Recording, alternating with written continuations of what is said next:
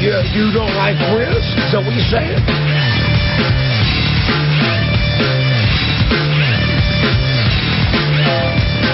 Our new friend, Tippy Tom. Yeah. The homeless faggot. And welcome to the Opie and Anthony Show. A couple phone numbers in the New York City area, 877-692-1027. Anywhere else outside of New York, including Seattle. Back on in Seattle at the Buzz. Hi, Seattle.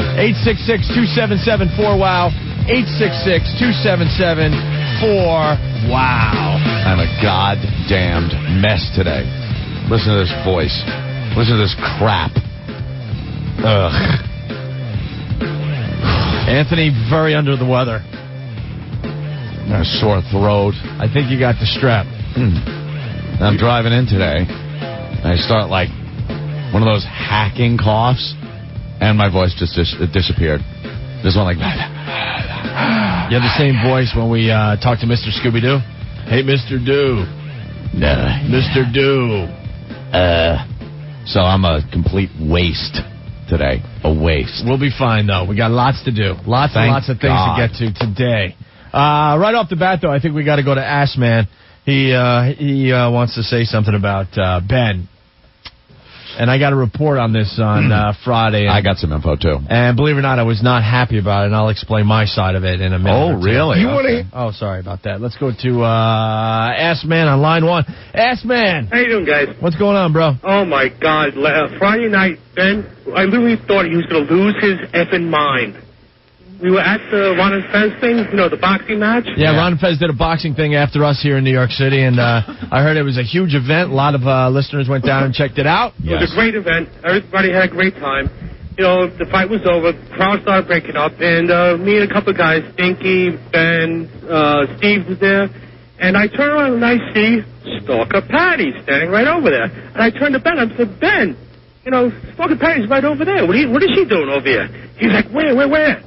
And I said, I pointed right at her. He's like, right over there. Ben got this glazed look like a shark going after fresh meat.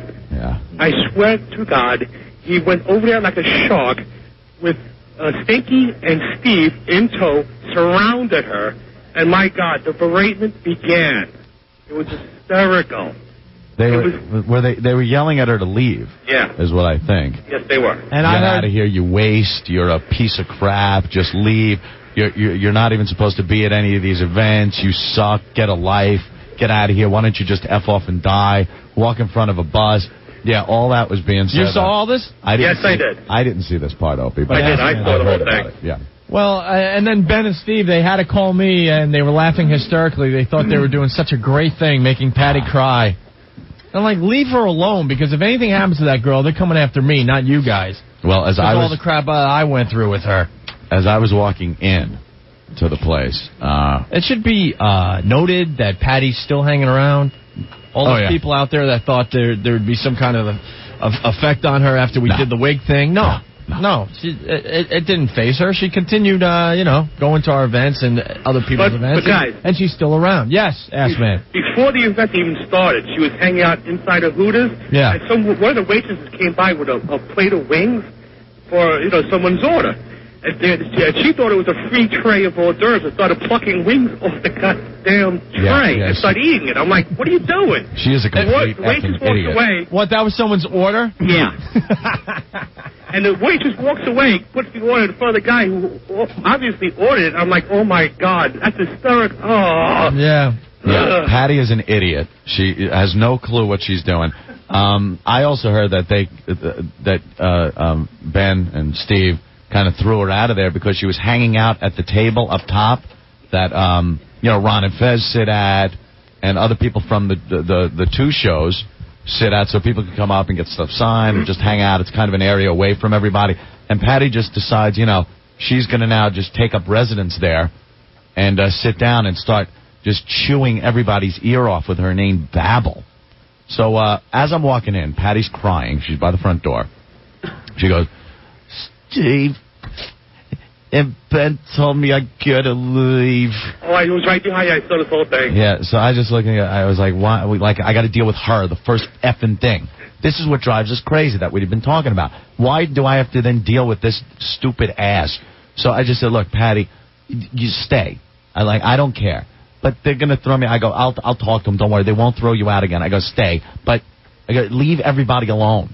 If you want to hang out, just hang out. But don't bug people. So that's the last I heard of it. I guess she got to stay, and she didn't go back up top. Yeah, she kind of disappeared after that. I really didn't see her after that whole thing. Well, Ben, what do you have to say? Dude, she doesn't work at the radio station. She doesn't need to. At that table, there wasn't even enough seats for people to work at the radio station. Steve was there. Stinky was there. Mark was there. We were all there. We didn't have room to sit, and she sits there. There's food come by. She's just grabbing it. It's just, it's crap. It's annoying. She's annoying. She doesn't work at the radio station. She's still around. She just drives us crazy. We had it. And I'm not the only one that was involved in this thing, too.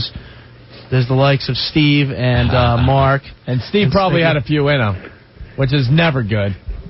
That's never good when Steve gets a little drunk. I was lucid and remember completely the event. I remember being very irate when I saw Patti, just because she was sort of sitting there like as Ben and Assman are describing, she's grabbing food and talking everybody's ear off, and everybody's sort of looking around, including Ronnie and Fezzi, just looking, going, oh, great. What the hell's she doing here? Yeah, right? What the hell's she doing here? Someone's got to deal with her. So Ben and I just start screaming, get out.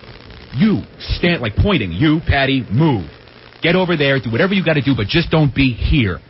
And she just, got up, with her little cane and hobbled away. I don't quite frankly care if she was crying or got hit by a bus. Go away. She does do that, though. She starts picking up, like the Hooters waitresses, they got their trays full that they're bringing from the kitchen to paying customers. And Patti just thinks, it's one of those cocktail party movies. Well, thank you very much. I'll take one of these. Oh, thank you. More champagne? Okay, the bubbles tickle my nose. I don't understand where all this compassion for this bag lady is coming from. Well, I caught crap from Steve, too, because I walked up and I go, Patti was crying by the front door. I told her, I know you guys chased her out. I personally don't care, but I told her, she could just hang out. And Steve's like, what's with this compassion crap out of you? He goes, you got to get rid of that side of you. Not with everybody, just her. Stephen had a couple in him. Well, just not even. Pretty funny. Like maybe 4 Bloody Marys, but all I want to say is if Patti kills herself in the next few days, it's not my problem. It's because of what you guys did. Absolutely not. I accept absolutely no responsibility for that homeless woman killing herself. I'm just saying, if she does, people are going to come after me because they're going to remember the last thing on the show, and that was me yelling, take the wig, take the wig. Right. But now I'm saying you guys made her cry, so now if she kills herself, it's your fault, not mine. Thank you. It's our fault that she got a reality check and she sits at a table.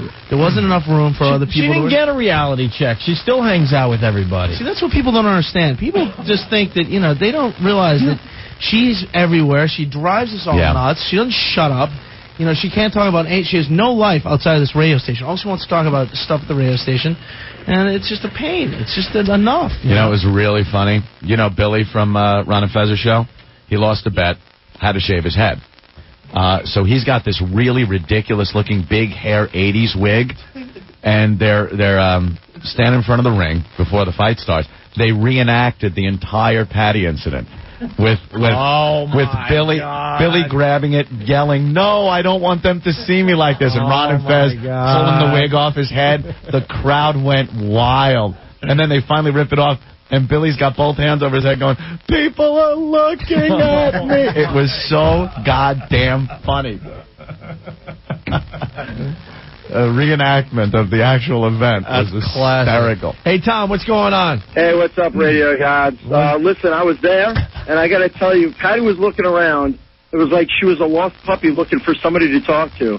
And I turned over, and I saw one of my friends. I went, is that Stalker Patti? And he said, do not talk to her. She will talk your ear off. Yeah. She will not shut up. And she was like trying to go inside and see what she can mooch off of people. It was ridiculous. And she mooches off everybody. Oh, yeah. Oh, my. She looked so pathetic. It was ridiculous.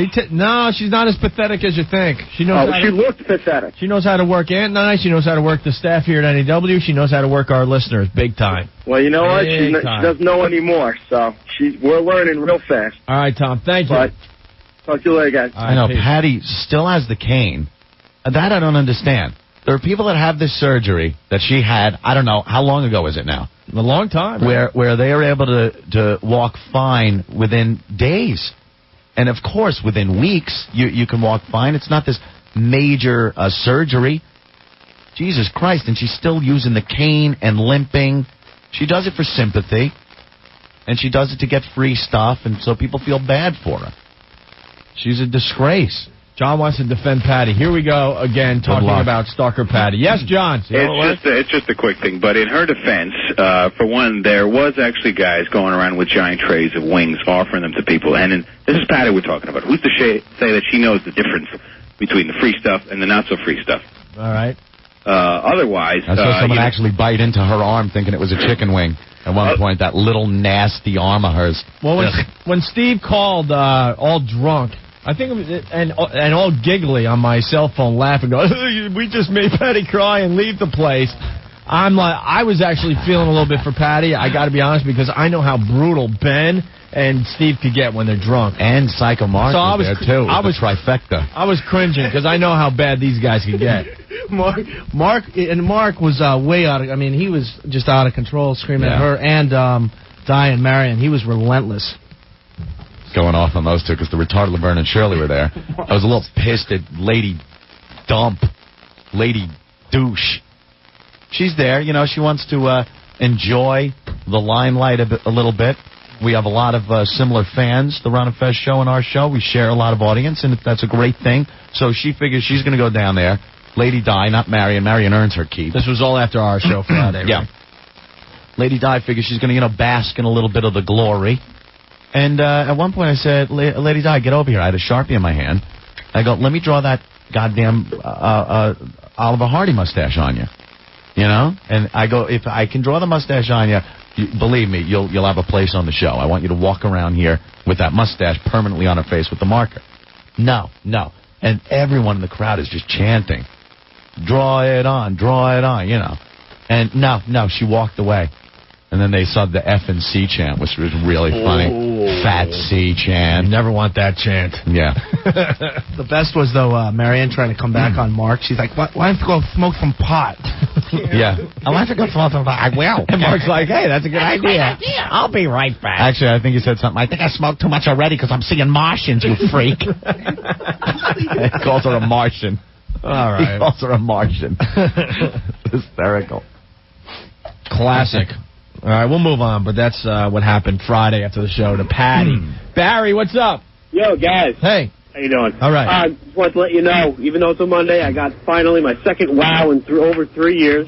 Congrats, dude. It doesn't matter if it happened on a Monday. At this point, it's whip them out whenever. If you have the wow on your car and the girls feel like flashing, they're going to do it. They don't have to wait for Wednesday anymore. Absolutely, and I wish more of them knew that. It was 11:30 this morning, just in case she's listening, in the white car, Turnpike North. I'm a truck driver. All right. And just so she knows, I know you always tell the ladies this, I wasn't following her, but we were getting off at the same exit. Oh, okay, cool. I didn't want to make it look like I was trying to catch her. That's a good thing. Thank you, Barry. Thank you, gentlemen. All right. And we're sending out WOW stickers all the time for the New York area. You just send a self-addressed stamped envelope, and we send out the WOW stickers. 888 7th Avenue, New York, 10106. And that address is up on opieandanthony.com. You were saying today, Ann, you're seeing a lot of WOW stickers out there, huh? Yeah. More than ever? More than I've ever seen. Really, it's cool, driving in, there's WOW stickers on everything. Right. Cars, trucks. It's amazing. I think we should seg into the WOW contest. Yeah. Our WOW contest blows. Now, it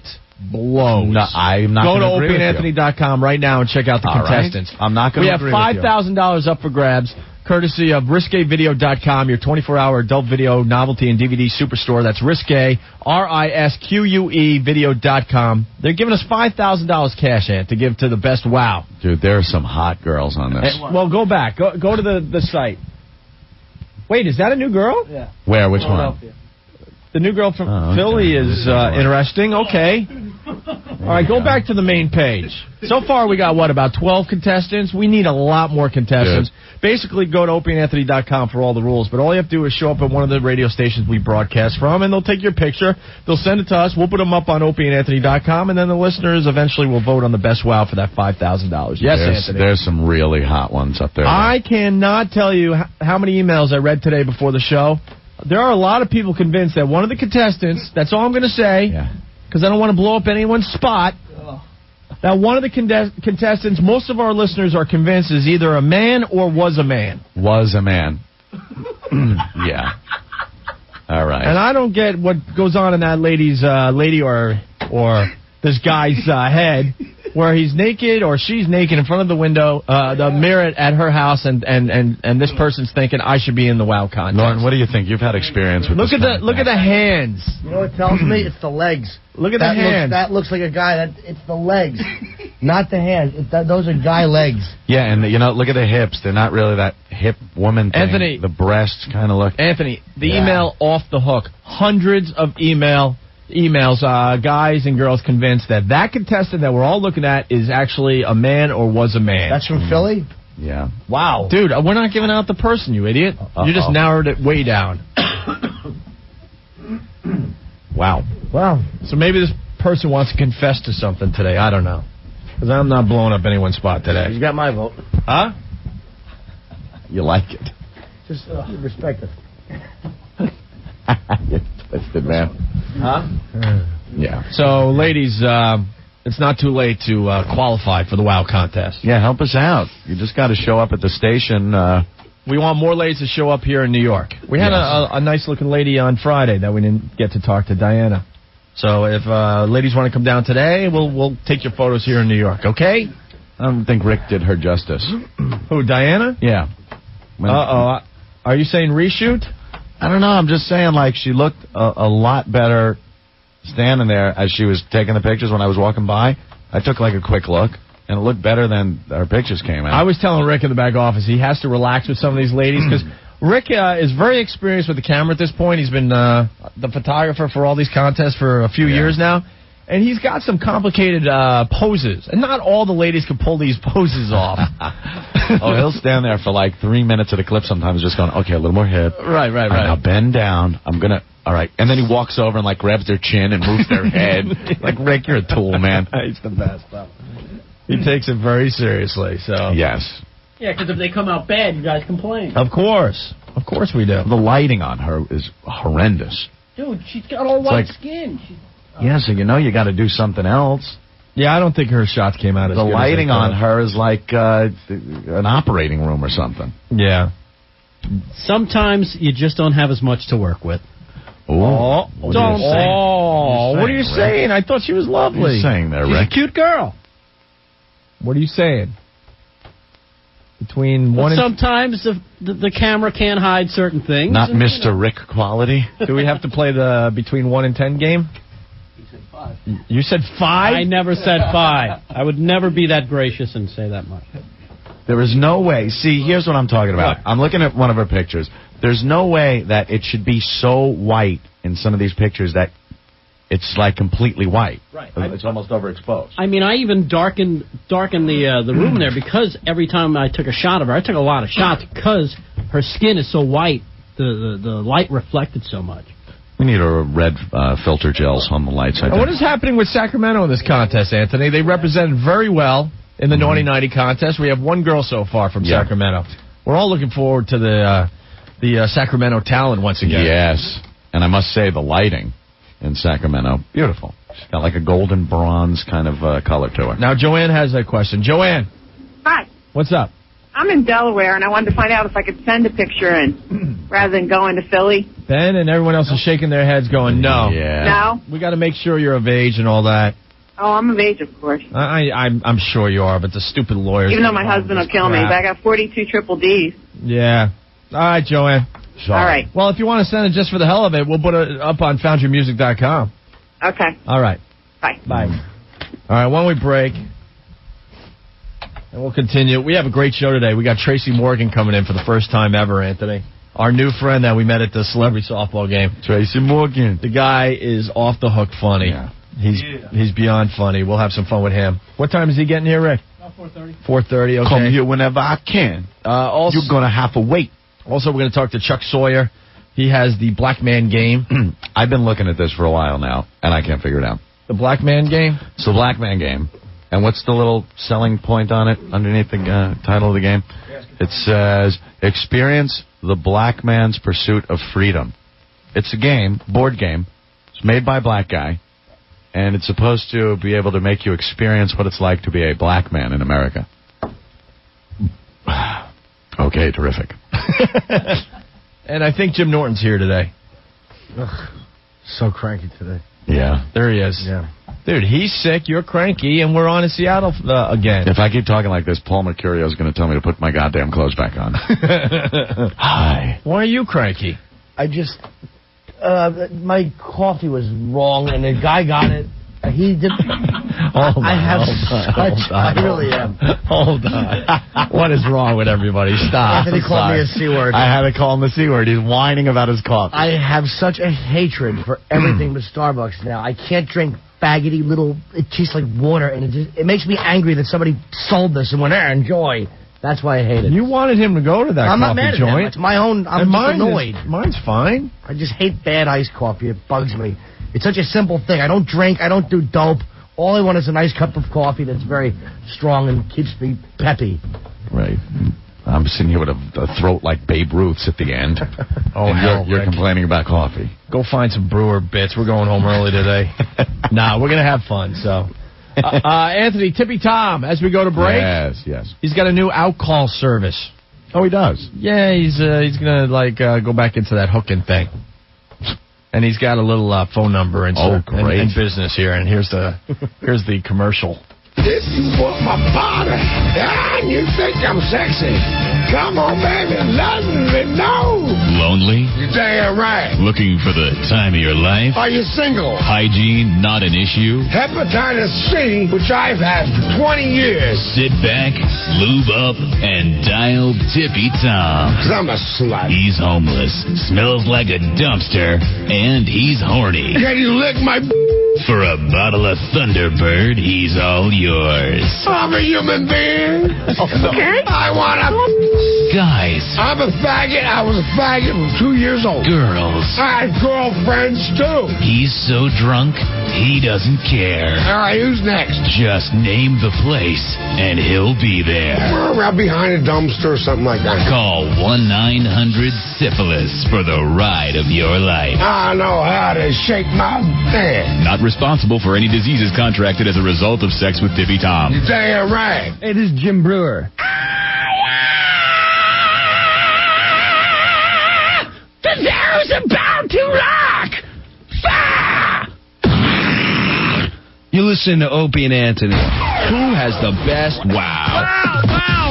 If you're an O&A fan with great cans, and get to the WYSP studios and flash us for the camera to get your best wow on the web. And go to 94WYSP.com to vote on the best wow. The set with the most votes picks up $5,000 cash from RisqueVideo.com. The WYSP photo studio at 5th and Market is open Monday through Friday from 3 till 7.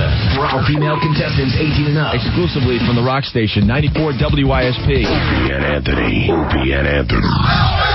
On 94 W. And we're back with the Opie and Anthony show. I'm fine. Anthony's sick, and Jim Norton is miserable. I'm a mess. It's a formula for a great radio show today. I got some voice cranking on me today. Hang in there. Let's go to the phones, talk to Ed. What's up, Ed? Well, I was watching the U.S. Open this weekend, and it made me think about the WOW contest. Phil Mickelson had quite a set of hooters on him, and I thought maybe he should enter. Yeah, I think he should enter our next man boob contest. Yeah. I was feeling bad for the guy, man. Well, the guy lost a lot of weight, I guess. Is that what's going on there? Yeah, and he's got the leftover big man boobs.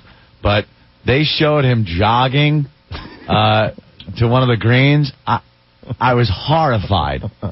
It looked like, I swear to God, I wanted to get the clip of it to play in slow motion and then play the Baywatch music behind it. It looked, they were bouncing one the other.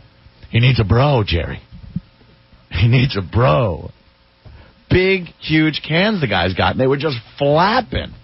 And doesn't he look... He was wearing a shirt, too, that really showed him off. Doesn't he look a little slow, too? He's just not quite all there. He's just always happy to come in second. Yeah, well, I guess he's a little too happy to keep coming in second. When you're playing against Tiger, what else are you going to do? You know, you got to resign yourself to the fact that you're coming in second. What about that Garcia guy? Now, that was hysterical. New York fans are effing brutal. And I got to tell you, I was at the U.S. Open yesterday, so I have some observations, and one of them is the Sergio Garcia, who choked bad yesterday. Not only choked, well, I think the people have a lot to do with that. The New York fans, because this guy... he will stand there before he tees off and F with his club to the point where the people start yelling at him. Well, they start counting, which is hilarious. Yeah. I saw them do it. About 1,000 people, because he does that little, I don't even know what you call it. He grabs the grips. It's a nervous, like, what is it called, though? Like a... All I can describe it to the people listening, he grabs the grip of his club, and he'll give the club a little shake. He'll step with a couple of times with his feet real quick, and then he'll loosen up his grip and grip it again. It's a yip. It's a what? Yip. They call it a yip? Yeah, like some guys, they can't putt anymore because they can't hold their hands still because they yip? The yips. I don't think he's got the yips, though. That's what it is. Does like he? You need to do something to concentrate. That's what he was doing, like to concentrate. It's like a nervous twitch is what it is. It's like some weird twitch thing. But he does it time and time again. He'll loosen his grip. Right before he would put his He'll loosen his grip, and then he'll grip again. He'll move the club just a little bit. Then he moves it over his feet, and then he'll move it over, and then he'll loosen his grip and grip again. Loosen and grip. Loosen and grip. Loosen and grip. And you're watching going, Jesus Christ, come on.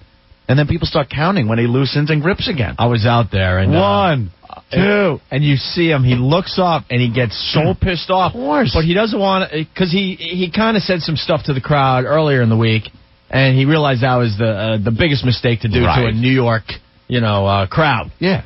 So now, like yesterday, he was just biting his lip, looking up, going, ugh. And they just count. 1, 2. Like thousands of people just saying that. Yeah. And the marshals are trying to shut people up, but it's just not working. And they're not shutting up. No. Boy, those golf fans, when they get rowdy. Golf fans are completely different now than they used to be. First of all, there's a hell of a lot more. Well, they said this was one of the craziest crowds ever in golf history. Remember the crowd in the audience of what the hell was that movie that Happy came Gilmore? out? Happy Gilmore. Remember that? It's pretty much getting like that now. It's getting there because golf is becoming very mainstream.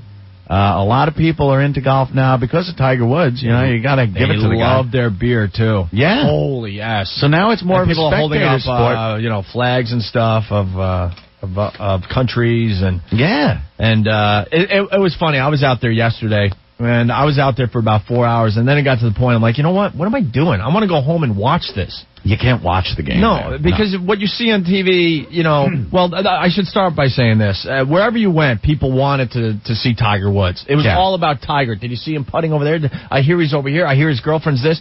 Wherever you walked, the talk was about Tiger Woods, okay? Mm-hmm. And then you hear people going, they're looking at their little brochure for the day, and they're like, yeah, I think I'm going to follow Tiger Woods around for the front 9, and then we'll go to the 18th and get a nice spot near the green on the 18th. Dude, you can't follow Tiger Woods around. Let me explain what happens, because we did this. You have to find a spot close enough to the fairway, if you're lucky, to be in the front row. Because if you're 2, 3 people back, you're not seeing anything. You don't see anybody. So you got to try to find a spot somewhere along the hole next to the fairway. Plant yourself there for an hour, to watch Tiger Woods walk by. And maybe you get a good angle of him hitting it toward the green. That's it. But you got to figure out about where his drive's going to be. But there are people out there smarter than you, and they've already figured that out, and they got that spot already. See, when you watch on TV, you just assume these people are kind of following along. Those people that watch golf on TV, they're watching the big stars hit maybe 2 or 3 shots. That's it. That is it. Because if you're at the first hole, they're all at the second, third, fourth. They're just waiting for him to show up there. People planted themselves at the 18th hole for 5, 6 straight hours just to watch Tiger Woods putt out. That's all they saw. They saw everyone else come through, but as far as watching Tiger Woods play golf, you're lucky to see him for 1 hole. That's it. And most of that hole, your angle's not that good. And that's it. Why bother? Watch it at home. And the surge of the fans as Tiger's coming through it's just off the hook. It's ridiculous. Tiger. Everyone else, even Phil Mickelson, not much of a crowd. Tiger Woods had well over 100 people following him along the course. His peeps, bodyguards, state troopers, his girlfriend, family members, the media. Mm-hmm. Well over 100. I was trying to count. I just couldn't count that fast by the time they all swept by. Crazy. Absolutely crazy. Well, he's the man. So I was out there, Tiger came through. I watched him on the first hole. And then I kind of ran, to I think the third. And at that point, I'm like, there's no way I'm going to get close again to see him swing or do anything. So at that point, I'm like, you know what? I'm going home. Screw it. But Phil Mickelson, it was his birthday yesterday. As he's walking the course, every 100 yards, thousands of people singing him happy birthday. Thinking they were the originals, that they're coming up with something different than everyone else, even though the crowd 100 yards prior already sang the happy birthday. So every hole he had to hear happy birthday, the whole song, at least 3 or 4 times. I wish a black guy would go after those golf fans with kerosene and guns. What a bunch of dorks. White people are going to burn tonight. Basketball fans set cars on fire, and soccer fans riot, and golf fans sing happy birthday and count 1, 2. What a bunch of nerds. They were pretty rowdy out there. They're not rowdy. And then it rained, and it turned into a nice wet T-shirt contest for everybody. Compared to other sports, no, not rowdy. But when you look back at the tradition of golf and the people that usually were used to go to golf games, it's come a long way. They'd all sit there in the galleries. Wonderful shot. Now they're drinking, they're yelling. Well, they're younger. Let's go to Giovanni. Younger people. Yeah. Giovanni, what's up? Hey, guys. Hey. A friend of mine, he gets tickets to the Buick Classic up in Westchester all the time. So we went there, and about 2 years ago, Tiger was finally playing it. Being, he's sponsored by Buick. And you end up watching him, and you end up racing people to other holes. Like, you're on 3, Tiger will go by, and you hear the guy next to you go, okay, we're going to 4. That means you got to get to 5 because everyone else is going to 4.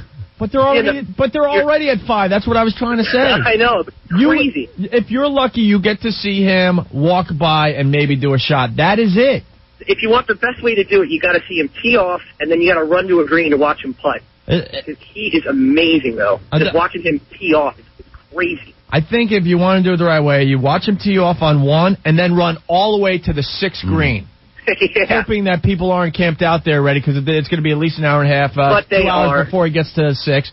And then when he leaves the 6th green, then you should just run right to like 15 or 16. Or maybe you could just wait outside the Dakota for him and ask him to sign Catcher in the Rye. Enough with Tiger Woods. It's pretty amazing. Right, guys. It was pretty amazing just to watch him walk by once, though. It was incredible. I met him. Because, everyone was there to see Tiger Woods. Every single person. No, I autograph. All right. He came to a show in Vegas. Hello, who's this? Hello? Hello? Hello? This is Patti? I can't laugh. Brian, what's going on? Brian? Yeah. What's up, bro? Yeah, that thing that Garcia does? Yeah. It's called a waggle. They call it a waggle? Oh, the waggle. Yeah. Well, it's driving everyone nuts. Yeah, I know. He does it forever. It's like 30, 40 seconds before each shot. Right. So, hey, Norton? What, sir? I'll cheer you up, but you got to make sure you give me a tussle when I'm done. All right. Later, boys. Well, how's he going to cheer you up? How are you going to cheer me up? I don't know. A waggle. Oh, he's waggling that one. Kyle, what's up? Golf stinks. No, the commentators weren't even cool about it. They were just like, enough with this, whatever they were calling it. Stop. You're driving everyone nuts. It's just awful. The whole They basically said he has a problem. Plus, dude, you've played some golf. The guy takes forever to hit the ball. He does. Forever. I know. I'm standing there watching. And then he does the last one where he'll loosen his grip. And then right when he grips, wham, he just swings the goddamn thing when he finally decides to swing. And, when you're playing behind people like that, drive you crazy. It's like a nervous Tourette's tick or something. Yeah. Like that. Kyle, what's up? What's up? Hey. I don't know if you heard about Steve Austin. I'm hearing things. What's the official word on this? Supposedly beat up his wife, Deborah? Yeah, it's happened more than once, she said. Oh, yeah? About Saturday night, I guess he's fired now, that's what they said. But he went home and he supposedly beat the crap out of her. Wait. Ran off. What do you mean Austin's fired? They fired him because last Monday he was supposed to wrestle and he left. And Saturday night they had some show talking about how they not welcoming him back. They're not going to just fire Stone Cold. Yeah, he's gone. I kind of saw something like that. Someone sent me a link to one of the wrestling sites. I think even WWE's site. Really? That he's fired, yeah. And not like a wacky, kind What do you mean fired? He's got wrestling thing. So what's the story? Does anyone know? Yeah, they supposedly he wouldn't work Monday night, and he just left without telling anybody. But for what reason? He just wanted to leave. So there's got to be more to this than that that's out there. Well, the story goes as far as Deborah, 4 a.m., she calls the cops. She was beat up. Supposedly she's got, like, some black eyes and, I don't know, some other bruises. And he took off, and then the cops called his cell phone and said, get back to the house. We want to, talk about what happened over here, and he refused to go back, and now they're looking for him? Yeah. Huh. But, yeah, he's fired. Here's the story I got. March 18th, this is a while back, day after WrestleMania, without company approval and without notice, Stone Cold Steve Austin walked off the job, failed to appear at WWE's Raw show in Montreal. Stone Cold Steve Austin was advised by WWE management this was unprofessional, unacceptable. After a 2-week hiatus, Austin returned to work. Then on Monday, June 10th, which I guess was last week, Stone Cold Steve Austin again failed to appear for the scheduled Raw event in Atlanta, instead choosing to return home to San Antonio without notice, without company approval.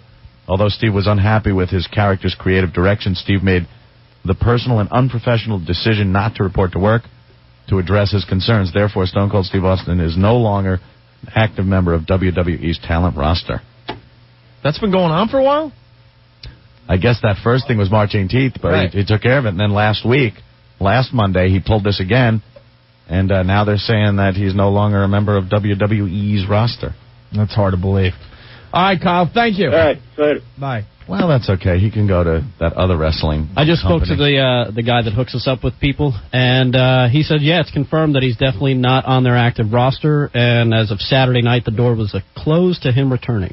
That's what they said about Jerry the King Lawler, too. Well, they say that about everybody, but some people, it does stick. All right, Johnny, what's up? Hey, Opie. Hey. What kind of fan are you? You're at the Open for 4 hours? We were there in the 17th green from 7 in the morning, through the rain, to 8 o'clock at night. I wanted to check out some of the main players. Because you camped out at the 17th, so you saw all the hacks go through. Yeah, but we saw the hacks, and we sent our buddies out to the course. They went out for 2 hours. Half the guys chased the crowds. Now, look, man, I watch a lot of golf. I really do. It's just a great thing to do on a lazy Sunday afternoon. You mellow out, and you see if Tiger's going to win another one. Man, it was like a rock concert. It was like a rock concert in the stands. I feel like during the rain. He doesn't shut up. It wasn't like a rock concert in the stands. No, it wasn't. It kind of was. It wasn't. All right. Was Davis Love there? Were they cheering for Davis Love? All right. What on a rock show? Hey, make the putt. Johnny, Shut up, stupid. What made it fun, What golfing event do you have? Johnny, what made it fun? He doesn't want to talk. The other stands. Johnny, what made it fun? People were yelling in the stands, your side sucks. Where do you hear that? Where do you hear that in golf? Ooh. And that's what made it fun? Just yelling at the other stands? Pataki came in the stands. It was raining. It's just like a rock concert. I was at Ozfest, and there was Pataki. We were yelling, you suck. Ha ha. Good-naturedly laughing in polo shirts. Pusa. 4 hours. How many shots did you watch Tiger make? I hate this guy, by the way. I watched him 2, but I also followed the Norman group. You know, you just don't sit at one place. You follow a group. You sit for a while. You can't follow anyone, especially on a Sunday. You go stand by a hole. You watch a couple of groups go through. Again. I gave up on him a while ago. I so want him to interrupt you again. Just like a rock concert out there. All right, Rob, what's up? What's up, guys? Just got a little update on why Stone Cold left. Yeah. They wanted him to lose to Brock Lesnar last Monday to build up Brock for King of the Ring this week. Huh? Wrestling, yes, it is fixed, Norris. All right, Rob, so you think it's just a setup? No, it's definitely real. He wasn't happy with the direction of his character.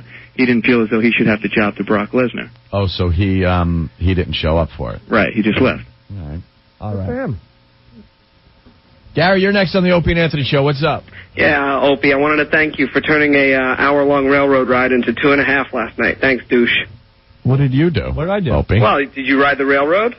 No. Well, tons of you idiots did. You idiots. Golf people.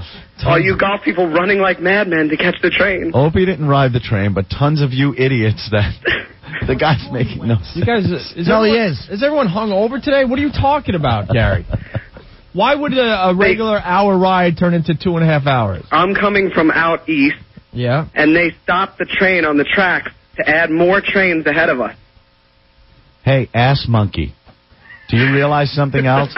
I drove back to Brooklyn from out on Long Island last night, and it had nothing to do with golf. It had to do with Father's Day, you tool. Hey, what about there was a lot of extra traffic. What about the announcements on the train saying because of the U.S. Open, we are stopping the train here to load up golf folk. Well, you know something? I know the same thing happens on Mother's Day and Christmas, and it's just hell. Whatever. But, Gary, I mean, the U.S. Open, it's exciting for the whole area. You got to admit. That's true. It was a good time. I'm sorry, Opie. All right, what is wrong with everyone today? I agree with that guy. But what is wrong with everybody? He's right. We just went through like 20 minutes of phone calls, and they were all awful. They were awful. But it's because of idiots They like were you awful. that take the train. Is everyone hungover because they were drinking all day at Bethpage? Like a rock show out there. We even made the AOK sign at the other guys. So it's not like a rock show. Yeah, Fleetwood Mac show. How bad was that, guys on the phone talking about how crazy the stands were on the 17th hole, and we're going with it, hoping it's going to go somewhere. And nothing. Nothing. Our side's better. Our side's better. Our side's better than... Look at the our side's better than your side gag. Did you hide their mascot, too? They took their mascot goat up into the attic room. If you're not flipping over cars and setting them on fire, I have no respect for your sports dedication. Golf will get there. Jason, what's going on? Hey, man. Hey, check this out, man. You guys, some of these guys sitting there complaining about Sergio and all this, about his waggle and all that. Well, my question is, who the hell's putting up these scores that they can contest how, he swings? One, he's the only one of the few guys that's beat Tiger head-to-head. Mm-hmm. And the other thing, all these guys that are sitting there saying, oh, golf like Norton. What the hell's the matter with you, man? You're sitting here criticizing golf. Don't you realize that that's the escape for most males that are married? You get away from the wife. You don't have to listen to her bitch and complain. Exactly, and you should just take the club and beat her with it. Like well, you know what? Exactly. That lands Skate in will know jail what for to do that with a kind golf of stuff, club. that little CT's Moxley clunk. After he spanked one out in the tree.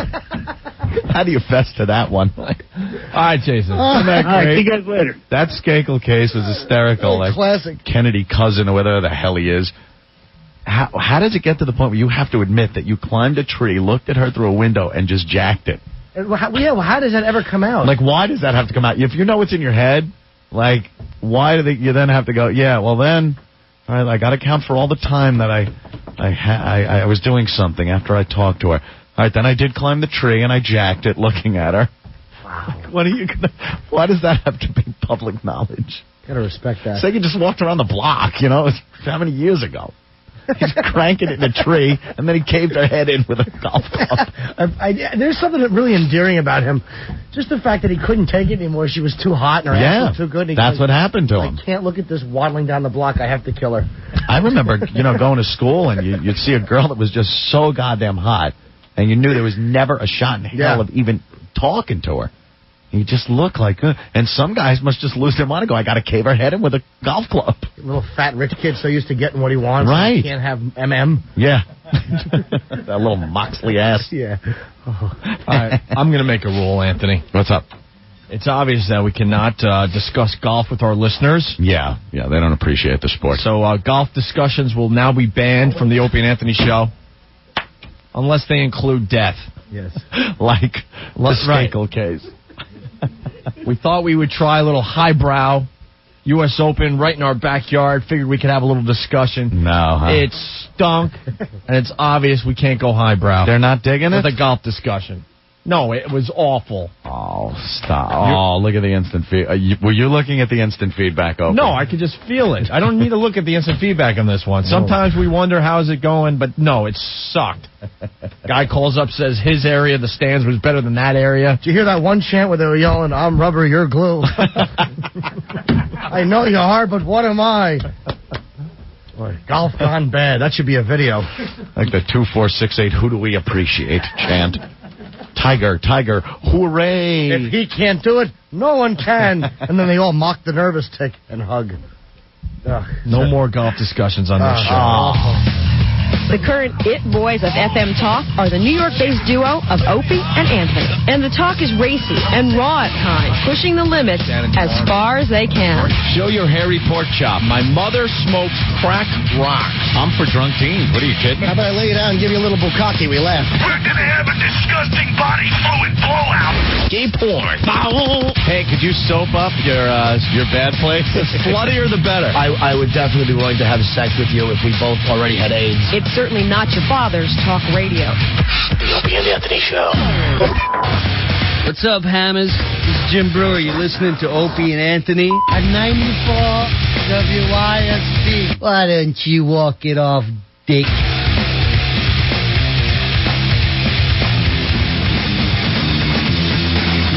You're checking out the Opie and Anthony Show today. Tracy Morgan coming in a little while. Also, the creator of the Black Man Game. Whatever that is. We have to call Lady Di and tell her if she stays or goes today. And other things on the way. Joe wants in real fast. Joe, what's up? Yeah, guys, you missed out the most important golf story today. All right? None of this U.S. Open crap. Yeah. It's California golf course is being fined or whatever because they had hookers on the golf course. This and is... in between holes, this was, guys would go off. Hold on. I want to help you out here. This was the best story of the weekend, and yes, you're right. We forgot all about it. Golf related. It was a golf course outside of L.A., right, sir? Riverhead. And Riverside County. Were they having a private function?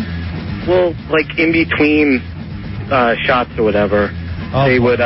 He's not answering the question. What? Was it a private function? He has no idea. Hold on, Joe. Yeah, I think they were having like one of those private outings. Little private tournament was going on. Riverside County. Like a company takes over the whole golf course for like 12 hours. I used to have to caddy these things. They're a complete nightmare. But the sheriff said that they had this course under surveillance for about 3 weeks. So they've been doing this for a while. Yeah. And basically they hired some kind of local escort service, and they set up tents. And the hookers were in the tents, and in between holes, guys who felt like it would go into the tent and bang the broads. New meaning to a hole-in-one, man. But some of these guys just didn't even care, and they didn't use the tents, and they were just having sex in the open while other golfers are playing. Wrong hole. And a lot of these guys, believe it or not, getting really pissed off that, this guy is banging a hooker. You just go into in plain sight of everybody else. Of course they were getting mad. That's exactly my point with golfers. Oh, don't do that. Bunch of bores. Some of them did do it, though. They were in the woods, some of them. You know how they go off into the woods? Yeah. And then you get some dumb guy maybe hooked his ball into there, and he's looking for his ball. And, insert your own joke there. He sees a couple hanging in their own pouch. Banging on some hooker's ass. They weren't taken out of the box yet. Yeah, I wouldn't care, but... Yeah, here's the story. Some people had a problem. Golf tournament suspected of offering prostitution. Riverside County Sheriff's raided a golf tournament Friday where participants were allegedly offered prostitutes. They were having a private golf tournament. Illegal acts of sex for money was offered during the tournament. Numerous women could be seen detained on the grounds of Hidden Valley Golf Club, and there were small tents placed on several of the greens. A TV station reported from its helicopters over the course. So they had helicopters tooling around. They checked out all this. About 50 men were detained also. Phone calls to the Hidden Valley Golf Club were unanswered. The 18-hole course is arrayed in a desert setting about 40 miles east of Los Angeles. Yeah, but I was reading another story where they were having sex right in the open for everyone else to see. Do you think any of the guys got stuck behind one guy who would hold his mule and then let it go like a little waggle like Sergio? Come on already. Here's one of the golfers watching another golfer get some action. It looks like I'm a wreck. It's in the hole! Yes. Very nice. Joe. Joe, you still there? Yeah. Thank you, Joe. Joe, thank you. Joe? Oh, yeah. No problem. I'm sorry. Are you a golfer, Joe? No. Okay. Not at all. Should be. Hey, thanks, Joe. Yeah, I suck. What? He said he sucked. Yeah, he didn't suck, but he's honest. Everyone's hungover today. John, what's going on? Hello? Yeah, John. Yeah. What's up, dude? You know what? Golf makes even hookers boring. Stop talking about golf. We thought the hooker angle was pretty good with the golf, though. Yeah. This calls for the old Billy Baroo. Billy. Whoa, Billy. This is a biggie. Don't let me down, Billy. $30,000, Billy.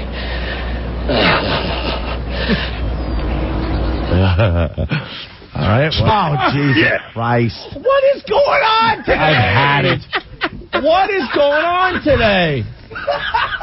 No one even knows what just happened there because we had to dump out. I go into another phone call and the guy's cursing and saying how he F's hookers. Guy's cursing. I can barely talk. He steps on my line. But who was he talking to? I don't know. He was on hold, waiting to get on the show. Cluster F. Was he talking to his friends? Yeah, man. Ben's losing it. All right. Jim. Yes. Who the hell were you talking to? I thought I was talking to the screener. No, you were on hold waiting to get on the show. You're on hold. Oh, I didn't realize that. I thought I was still talking to him. In my car phone and the volume's way. I can't hear real well. Ben had a great line with You're cursing. And you were cursing, so we had to dump out of you and the line. Oh, man, sorry. I didn't mean to ruin the show. That's not what I'm all about. Right. This is the first time I've ever called, too, so maybe I'm just not into the whole rhythm. All right, what's up, Jim? They've been having these go-go golf outings in New Jersey for a long time. I can remember in the 80s. This place in Bound Brook, Torpedoes, and Haraz up in North Jersey used to throw these golf outings that they had up in, I don't even remember the name of the golf course or the town it was in, but it was way up north. And you basically went to the go-go bar in the morning about 7 o'clock and you picked out your caddy. Right? And they had like 40 girls dancing and you had 100 golfers in there and they're all broken up into foursomes. And you get your caddy, you go on to the golf course, and by the second hole, the go-go dancer's naked. And then all bets are off, anything goes in the middle of the golf course. Now, the reason why they don't have them anymore is because they used to have the old lady leagues and stuff like that playing at the same time. So you'd have like a 70-year-old lady playing golf and looking across to the next tee and seeing a naked woman spread eagle, or hugging the back of somebody or just doing whatever on the golf course. Now, were they having sex with these girls, or were they just, doing the topless thing and stuff? Well, it was kind of tough in the middle of the golf course, but there was a lot of woods, and a lot of shenanigans were going on in the bathrooms after the tournaments were over, too. Yeah, I think that was more like, the beer girls were kind of like, strippers from the... Similar thing, though. All right. Thank you, Jim. Not a problem. Are you guys the new sport guys? Yeah. That's what we're doing now. Well, we're waiting. Enough with the golf. Enough. Check it out. We're dying over here. Enough with the golf. Hey, that's what everyone's saying. Has anyone seen Monsters Ball yet? Nice movie. Now, this I have not seen yet. Get it tonight with hand cream. Let me tell you right now, as far as regular movies go, and I challenge people on this, and I know what movie they're going to say that's better than this one. This movie has the best sex scenes. Out of any movie ever? A normal movie. Normal, not porno. Not porno. Movies you could just see in a regular theater. This could be the best sex scene I've ever seen. Because my mother... When Halle Berry gets it on with Billy Bob Thornton. Yeah, my mother last night said she saw the movie, and I asked her, she goes, I don't know. I think Halle Berry just decided to start doing porno. It was very close to porno, Anthony. Really? When she pretty much begged Billy Bob Thornton to just F her. That was a big thing. Looked over at Billy Bob Thornton and pretty much just ripped off her little top and said, I need to be loved or I need to be taken care of or something. 6-minute scene, too. And then it was just scene after scene after scene after scene. Well, what was that movie she did recently where she showed her boobs and it was like the big deal? Swordfish. That was Swordfish. And like they made this huge deal. So she went from showing her boobs, which was like huge. I don't know which movie she filmed first, though, my friend. So now just like a lot of these banging movies are right filmed, on film. A year before they come out. In this movie, you only caught like a glimpse of one of her boobs, but it didn't matter. I mean, it was just ridiculous, the sex scenes in this movie. Yeah. And then they have a hooker scene that was even hotter, where this hooker shows up at the local motel. The guys pay her, or the son pays her.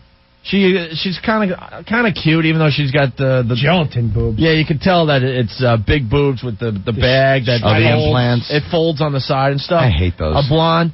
So she takes the money, puts it in her little purse or whatever, takes off her shirt, takes off her pants, and just assumes the position on the dresser. Puts her hands on the dresser and kind of bends forward.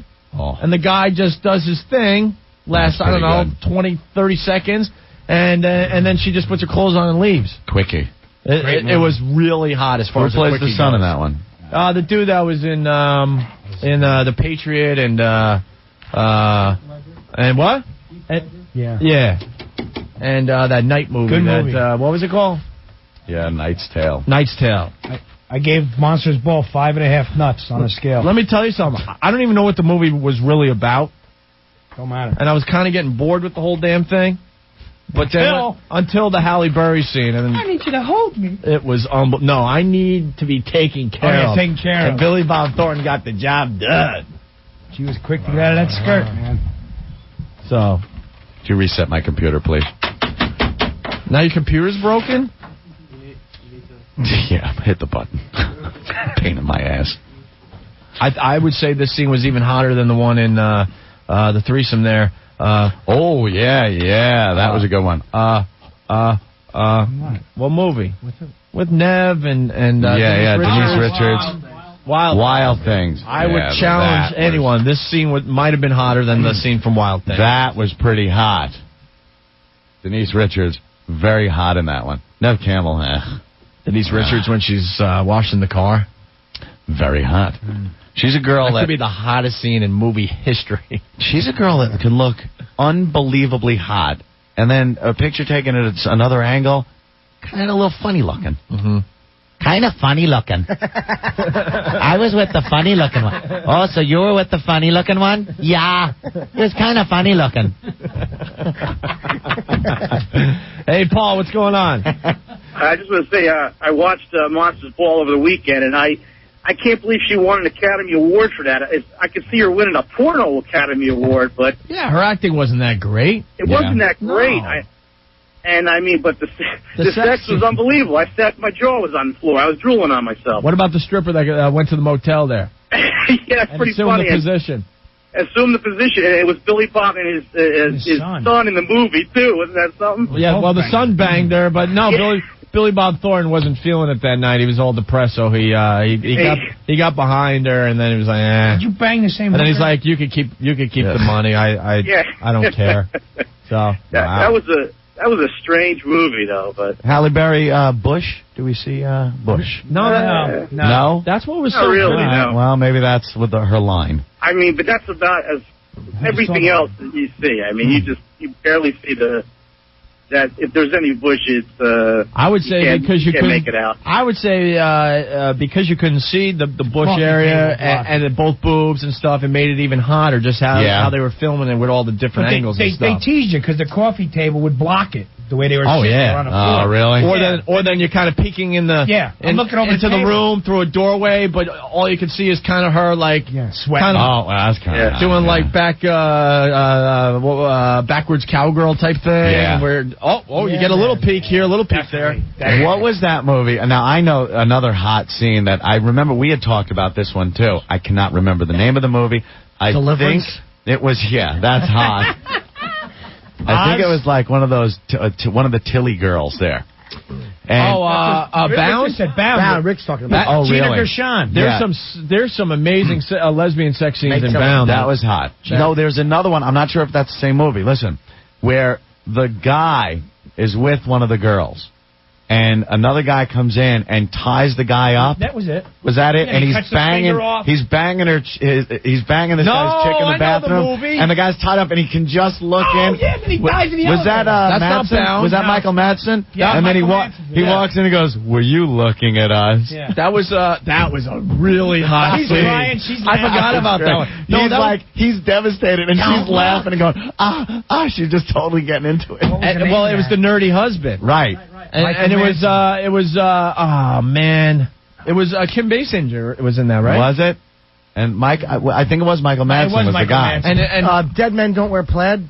Shut up, Jim. We're into a good discussion here. Alec Baldwin was in there. No. It might be. Alec Baldwin, Kim Basinger. No, I'm telling you guys. No, help me out. Someone will get it. I'll get it. That was a really the one guy was like he was hot scene. Guy was a veterinarian or something. Well, like the guy kidnaps what's her name? Right. Yeah. With the husband, and then they kind of fall in love, and then they tie up the guy in the bathroom, and the doors open a little bit, and she is just having a good effing time. The Getaway? It might be The Getaway. Yeah, that was, I think, Alec Dominic, thank you. I think it was The Getaway, Anthony. Look that up. I forgot about it. That scene could have been even hotter than the one from Monsters Ball. Yeah, that was a good one. Guy on women, I don't know. I think so. Guy on girl sex scenes are never as hot to me in regular films because you can't see anything. Lesbians are always much hotter in rated R films because you could see a little bit more. Unless you're living next to Voss. That scene was so hot because the guy was so helpless, and his chick that he really, really loved was just getting railed right in front of him, and there was nothing he could do. It was a sick scene. Yeah, that ain't even coming up, huh? The Getaway. A lot of people saying The Getaway. Yeah, but it ain't even coming up. Now, someone on the instant feedback, because we're slammed here, was Kim Basinger and Alec Baldwin in that movie? I don't think they were. They were The Getaway was about them being bank robbers. Yeah. The Bound wasn't. I don't think Alec Baldwin was in that with Bound. We're not talking about Bound anymore, dude. I mean, what the hell are we talking about? No, The Getaway. The Getaway. I'm almost positive. I would bet money those two were in that movie. I don't remember Alec Baldwin in it. No. You can't get it in. Maybe he was. Wait, no. Can't find it. Bastards. All right, let's go to the phone. Scott, what's going on? Yo, guys, what's up? Great show as always. That was the best scene ever. What, Monsters Ball? Oh, dude, I think the Wild Things is second best.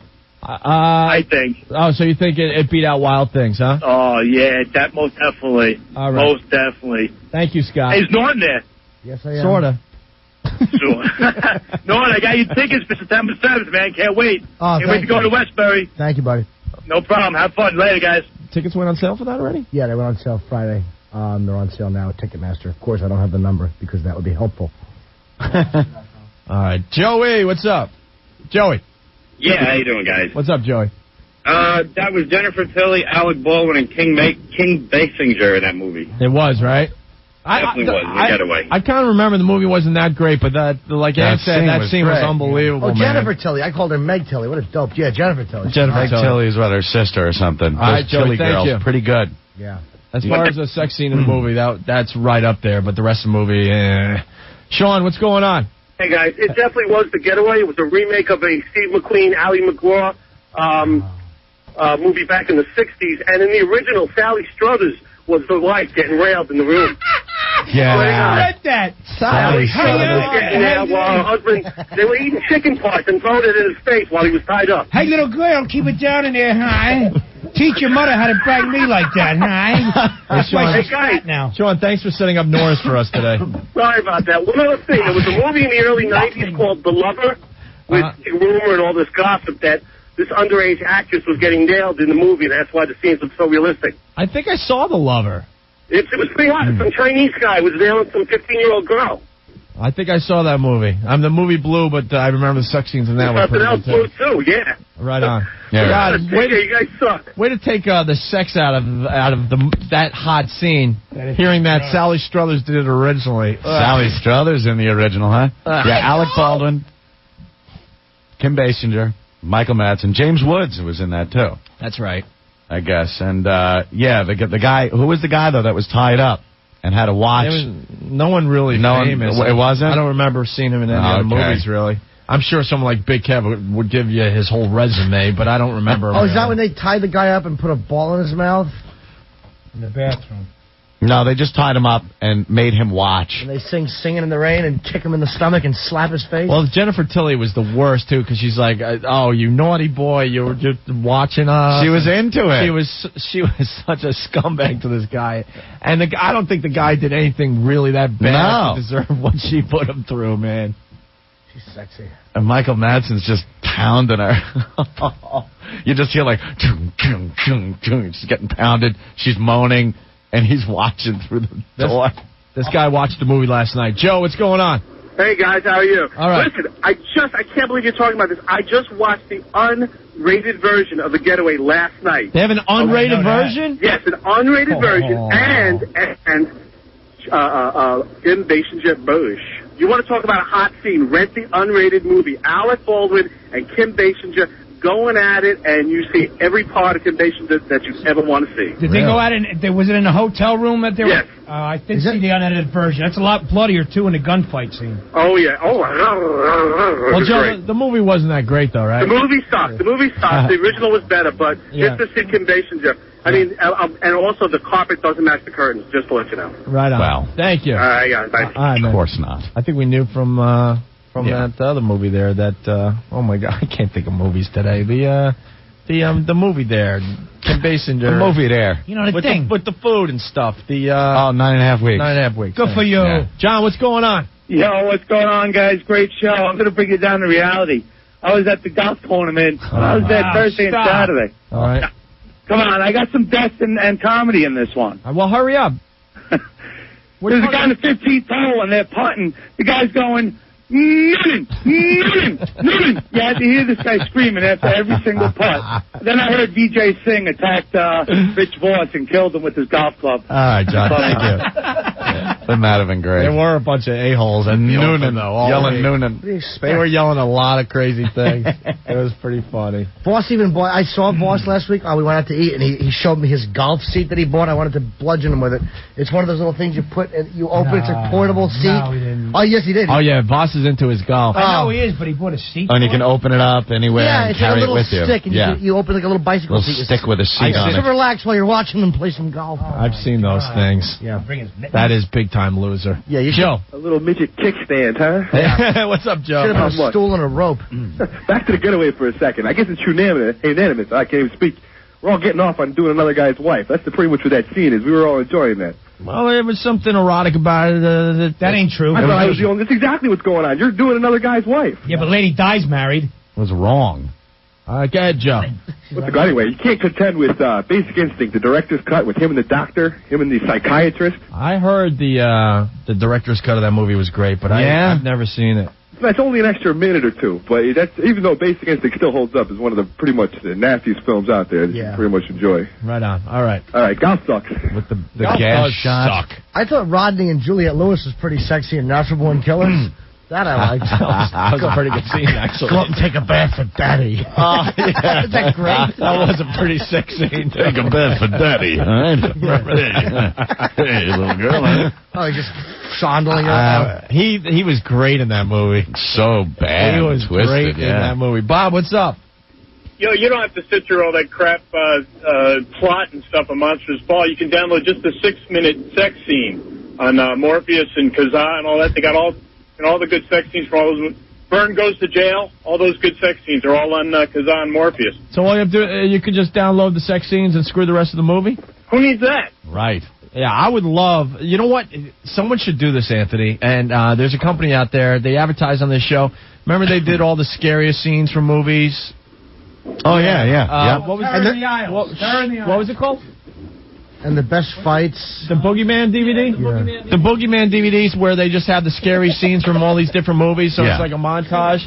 And then the latest one that came out was all the great fights fight from movies. scenes. If they want to sell something, they should get all the hottest sex scenes from a lot of these movies, put it on one DVD. It would sell like crazy. Rated X, though. Huh? It would have to be like rated X. No, not really, because these are all in regular movies you see in the theater. They're Tear in the aisles. Jesus. Sorry. I thought I won a game.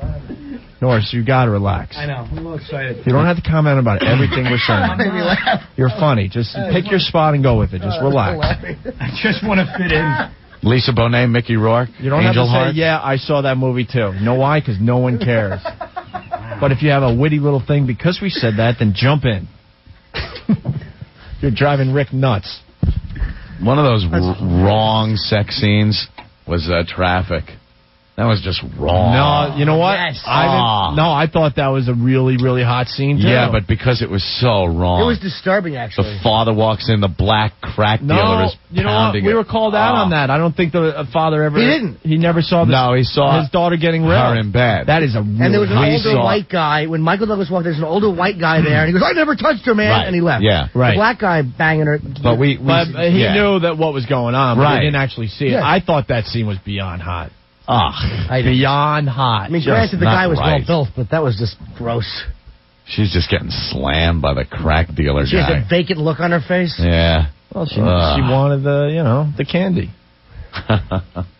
She had to do some little special to get the candy. I'm not saying the guy was wrong. Huh?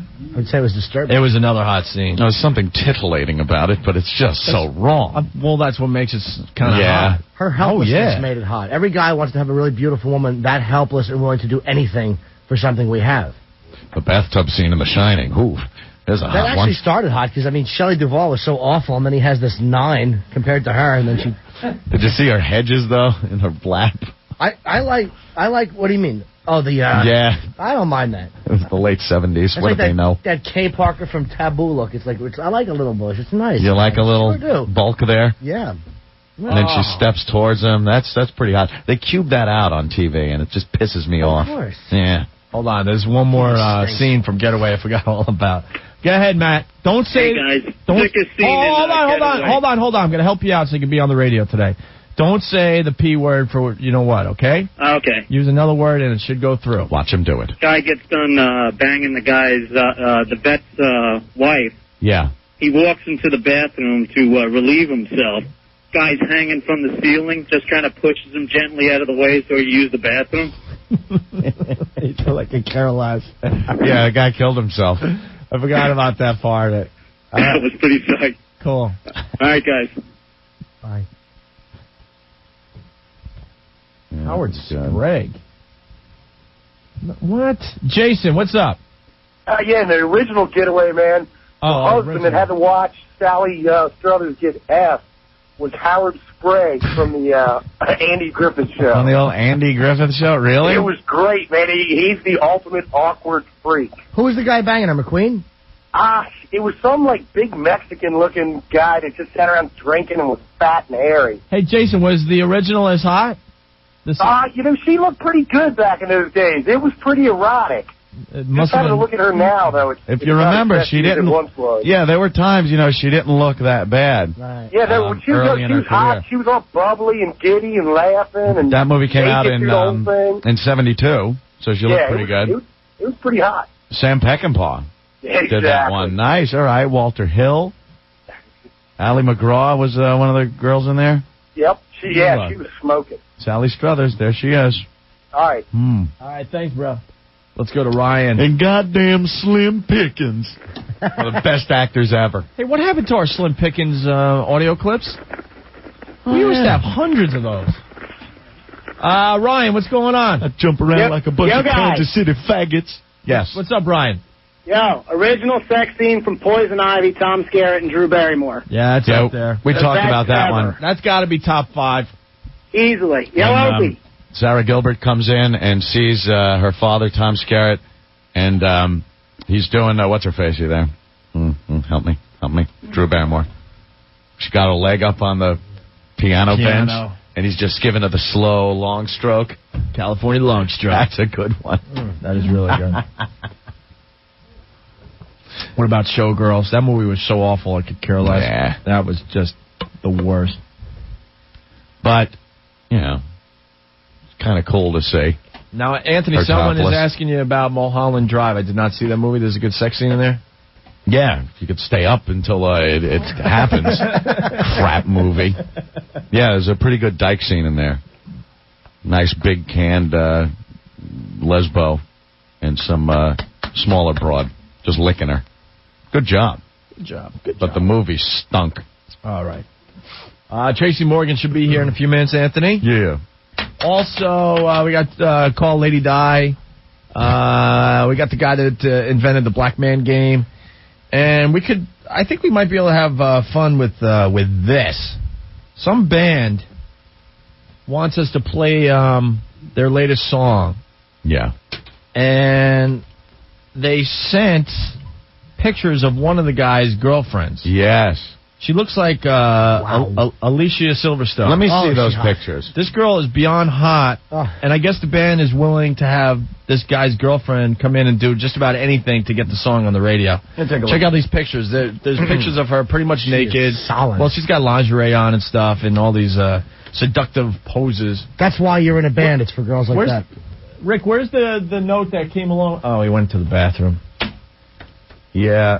You got She's the all right, note? this one. Yeah. She's beautiful. Doesn't she look a lot like Alicia Silverstone when Alicia Silverstone was hot? Yeah. Hot and young from Clueless. Yeah, definitely. Rick's running down to get the note real fast, but basically... That's the good girl picture. She will come in and do whatever. So the band could get some airplay. How about that? So we want to call this guy and see what this is all about. If it's really someone's girlfriend, how serious They are... Or if it's like a Steve-O's girlfriend type girlfriend. Right. No, she looks pretty innocent and, I don't know, almost like, she was forced to do this because they really want the exposure. Which would be the hottest thing ever. Yeah. Nothing sexier than when the pants are coming off, little teardrops, like in Ghost. All right, here it is, Anthony. Dear O&A Show, here's a sample of our music as well as pictures of my girlfriend. We want to come on your show. If you listen to our song, you will see that the songs are good. My girlfriend will do whatever it takes to get us played on your show. This could be fun. Thanks, guys. Huge fans. A band called Knuckle Sandwich. Dude, if you're going to try to make it in the music business, you got to get a better name. Yeah? The Knuckle Sandwich? Knuckle Sandwich. You like Knuckle Sandwiches? I don't care what they're called. His girlfriend's hot. Doesn't matter to me what the name of the band is. What type of music is it? I don't know. Well, we can't play it because that'll tip our hand. Yeah, that'll wreck the whole bit. Let me look at the album cover. See, doesn't the K and S from the Knuckle Sandwich? See, they got K Knuckle, S Sandwich, and but they got the same font as Kiss. Yes. The K and the S is... Good thing they weren't called Silly Sandwich the way that S is shaped.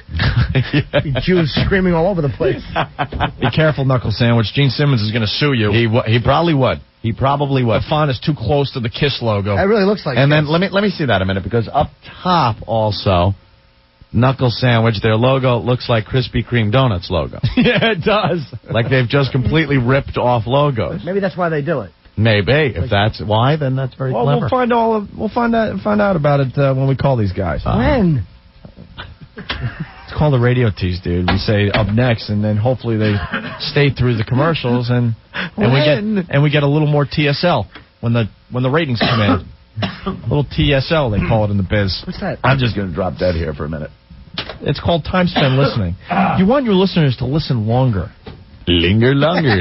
That's the whole goal of a radio show. Waddle-doodle. All right. Whatever. If you don't want to stick around as we talk to this guy, then screw you. Hey, they're going to miss it. They're lost. They're going to miss some incredible radio. Yeah. And go screw. You got a war face? What the F? Ah! That's a war face. Now let me see your war face. Oh! Bullshit. You didn't convince me. Let me see your real war face. No!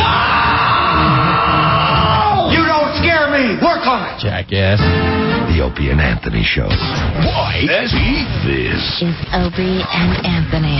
94 WYSP.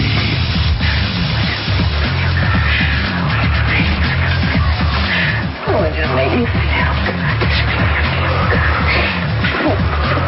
Oh, you make me feel good. Can you make me feel good? Can you make me feel good? Can you make me feel good? Just make me feel good. I want to feel good. I want to feel good.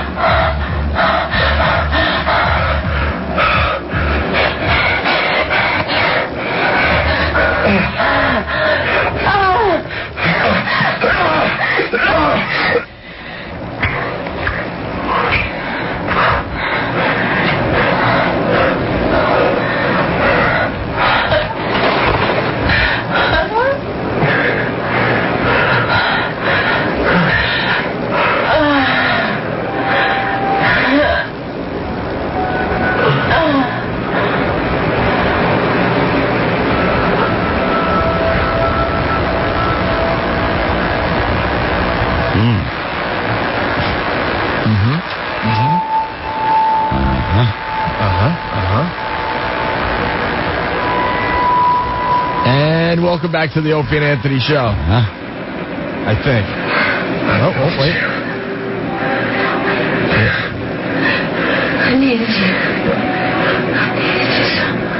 All right. Enough of that, man.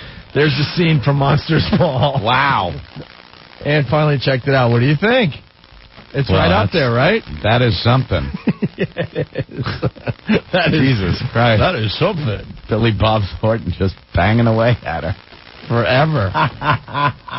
All right, let's go back to the phones and talk to Jeff. What's up, Jeff? Yo, what's going on? I grew up with these guys. The only time I see them now is like at funerals and weddings. And we used to hook up. I used to hang out with them guys. We'd hook up with girls. Yeah. And every girl that had fun with the band, Norton's Gonna Love This, they got an animal name. Like one chick, she was real tall, she was the... All right, thank you, Jeff. He's talking about the band Knuckle Sandwich. Oh, he was? Yeah, just because I had no clue what he was talking about. Just before break, Knuckle Sandwich is a local band, I believe, from the Jersey area, Anthony, and they want to try to get some attention through our radio show. Right. So the band, they sent in one of their songs that they would like us to play on the radio for 25 cities, Anthony. Yes.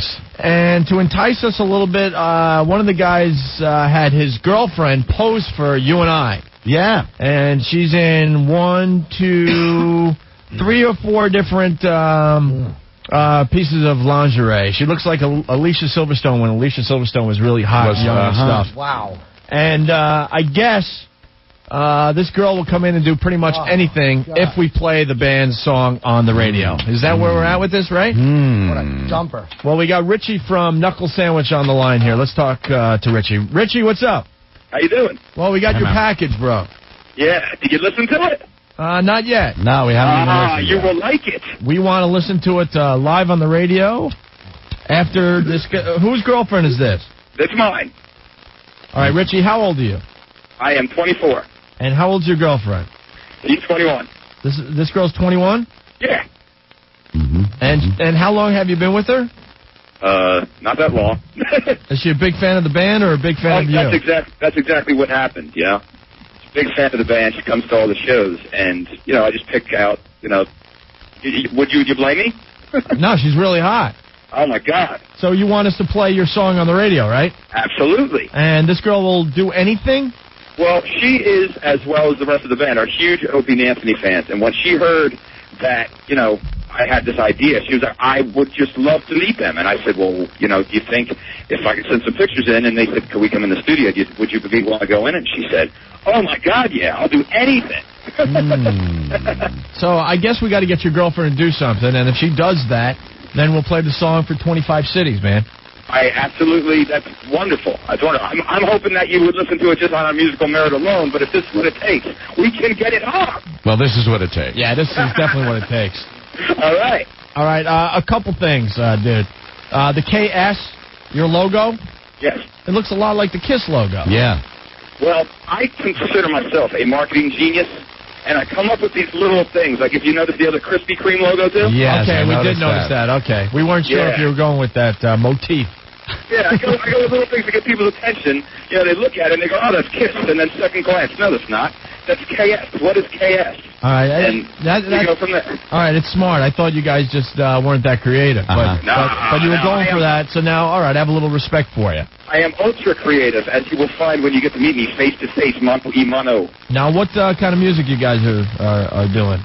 Well, we're doing all our own music. I guess you would consider us in the same genre as similar to The Offspring, I guess you would say. Maybe a little more rock, a little more straight-up rock. More straight-up rock. Are you kind of like Nickelback? Well, I can't say we're kind of like anything. We're trying to do our own sound. Oh, that's always good. That's very good. Sure. Good.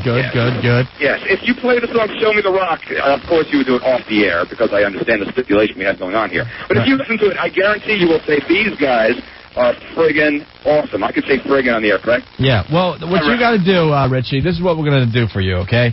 You get together with your band and you get together with your hot piece of ass girlfriend, By the way, I noticed that she's got a wood floor. Let's just put it that way.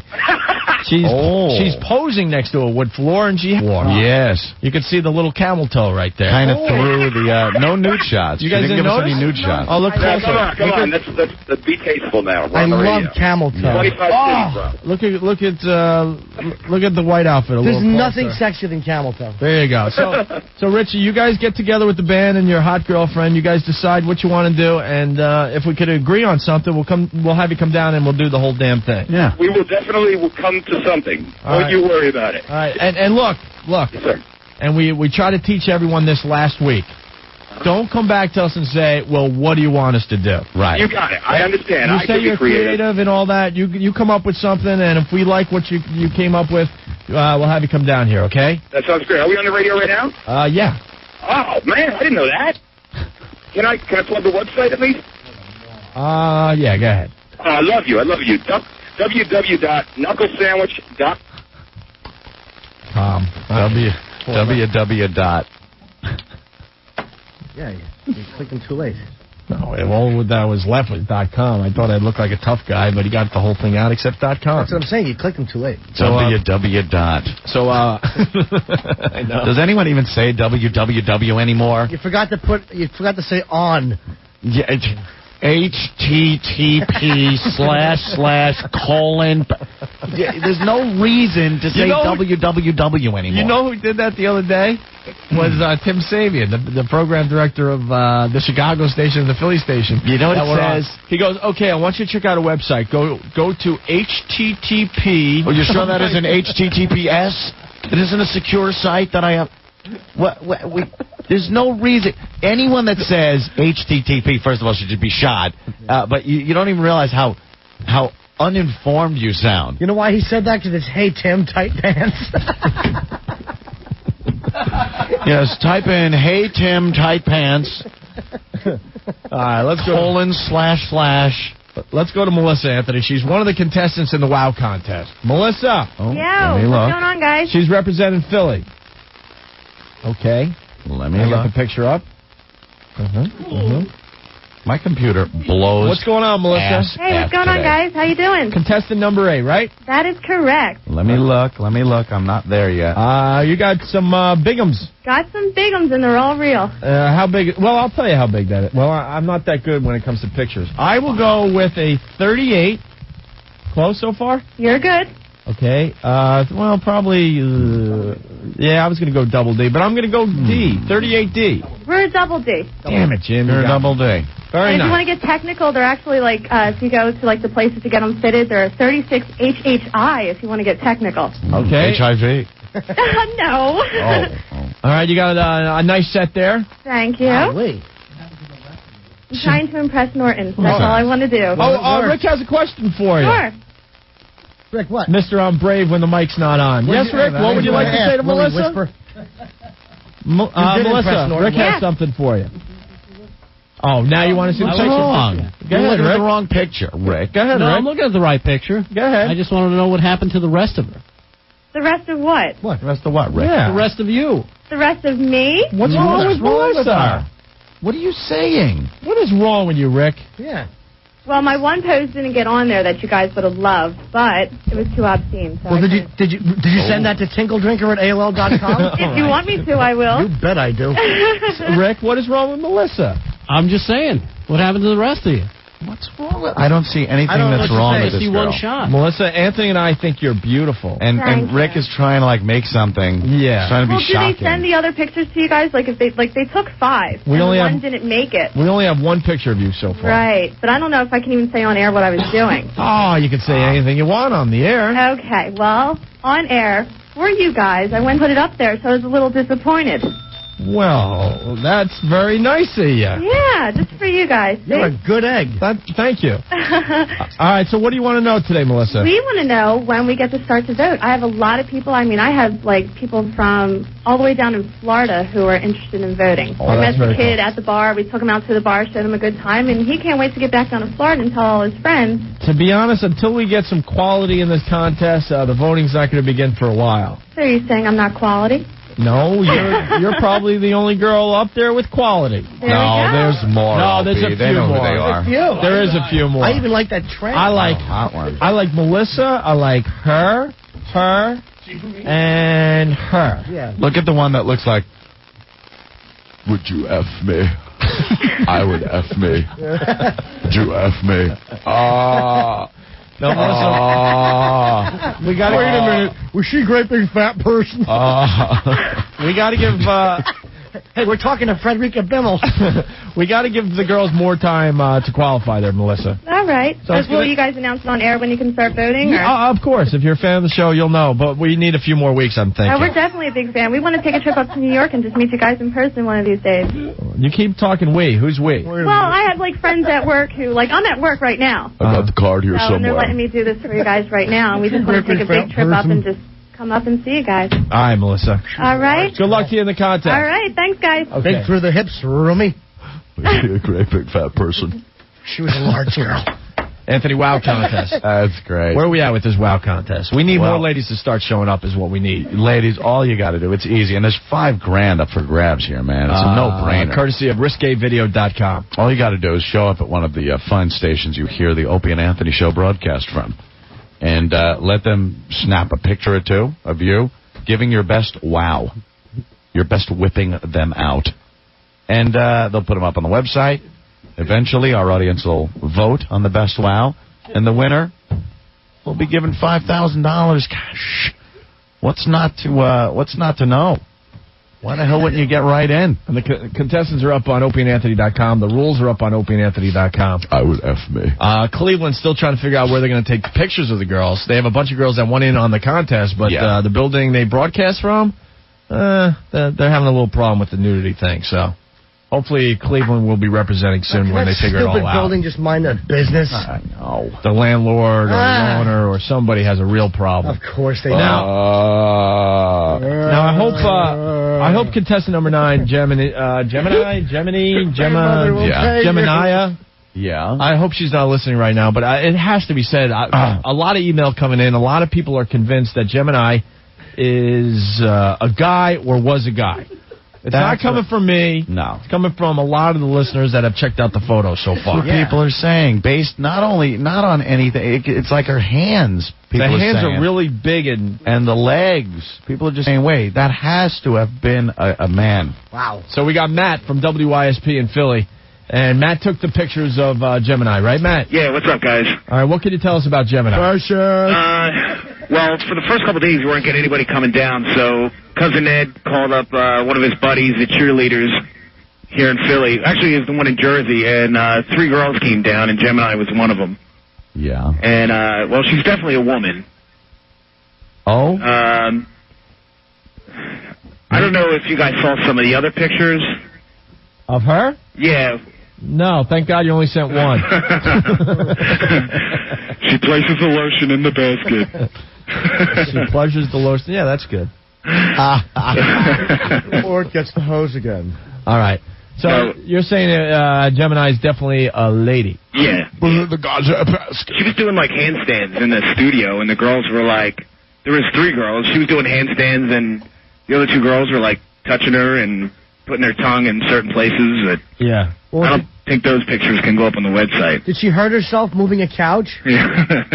Wait, what size are you? 14? Perfect. All right, Matt. So, yeah, all the girls in Philly, come on down. Okay. I'm here waiting. I want to be busy. All right. Yeah. Thank you. All right, guys. Bye. Late. It's easy. We need more girls to show up at the radio stations. What girl doesn't want to try for $5,000? Well, you know what? We've only had officially one local girl come to New York. Yeah. The other girls just happen to be porn stars, and you know what? I think they were from D.C., but they're listed on opieandanthony.com as being from New York, representing New York. They should not be listed as New York. They were in New York for the day, but those were the girls we met when we were broadcasting live from JFK in D.C. So far we've had one girl in New York come by for the WOW contest. So come on. $5,000 up for grabs, provided by risquevideo.com, your 24-hour adult video novelty and DVD superstore. That's Risque, R-I-S-Q-U-E, video.com. I'm hearing that Tracy Morgan's here? Rock. We'll talk to him next. And action. I can't go one afternoon without spanking my junk. Okay, terrific. And cut. Opie, Anthony. Opie and Anthony. Opie and Anthony rock on YSP. This is the Opie and Anthony show. Hey, man. Couple phone numbers in the New York City area, 877-692-1027. Anywhere else outside of New York City, special number for you guys, 866-277-4WOW. In the studio, our newest friend. Yeah. We weren't sure if you would want to hang with us. What? After the softball game. So, Hey, yo, man, it was real. Yo, this is Trey Bag. Yo, it was real when I ran in the yard, man. That was real, man. You know what I'm saying? I'd rather be here than be on the block. That's a compliment, Anthony. Tracy Morgan in the studio. At the last minute, because a lot of our...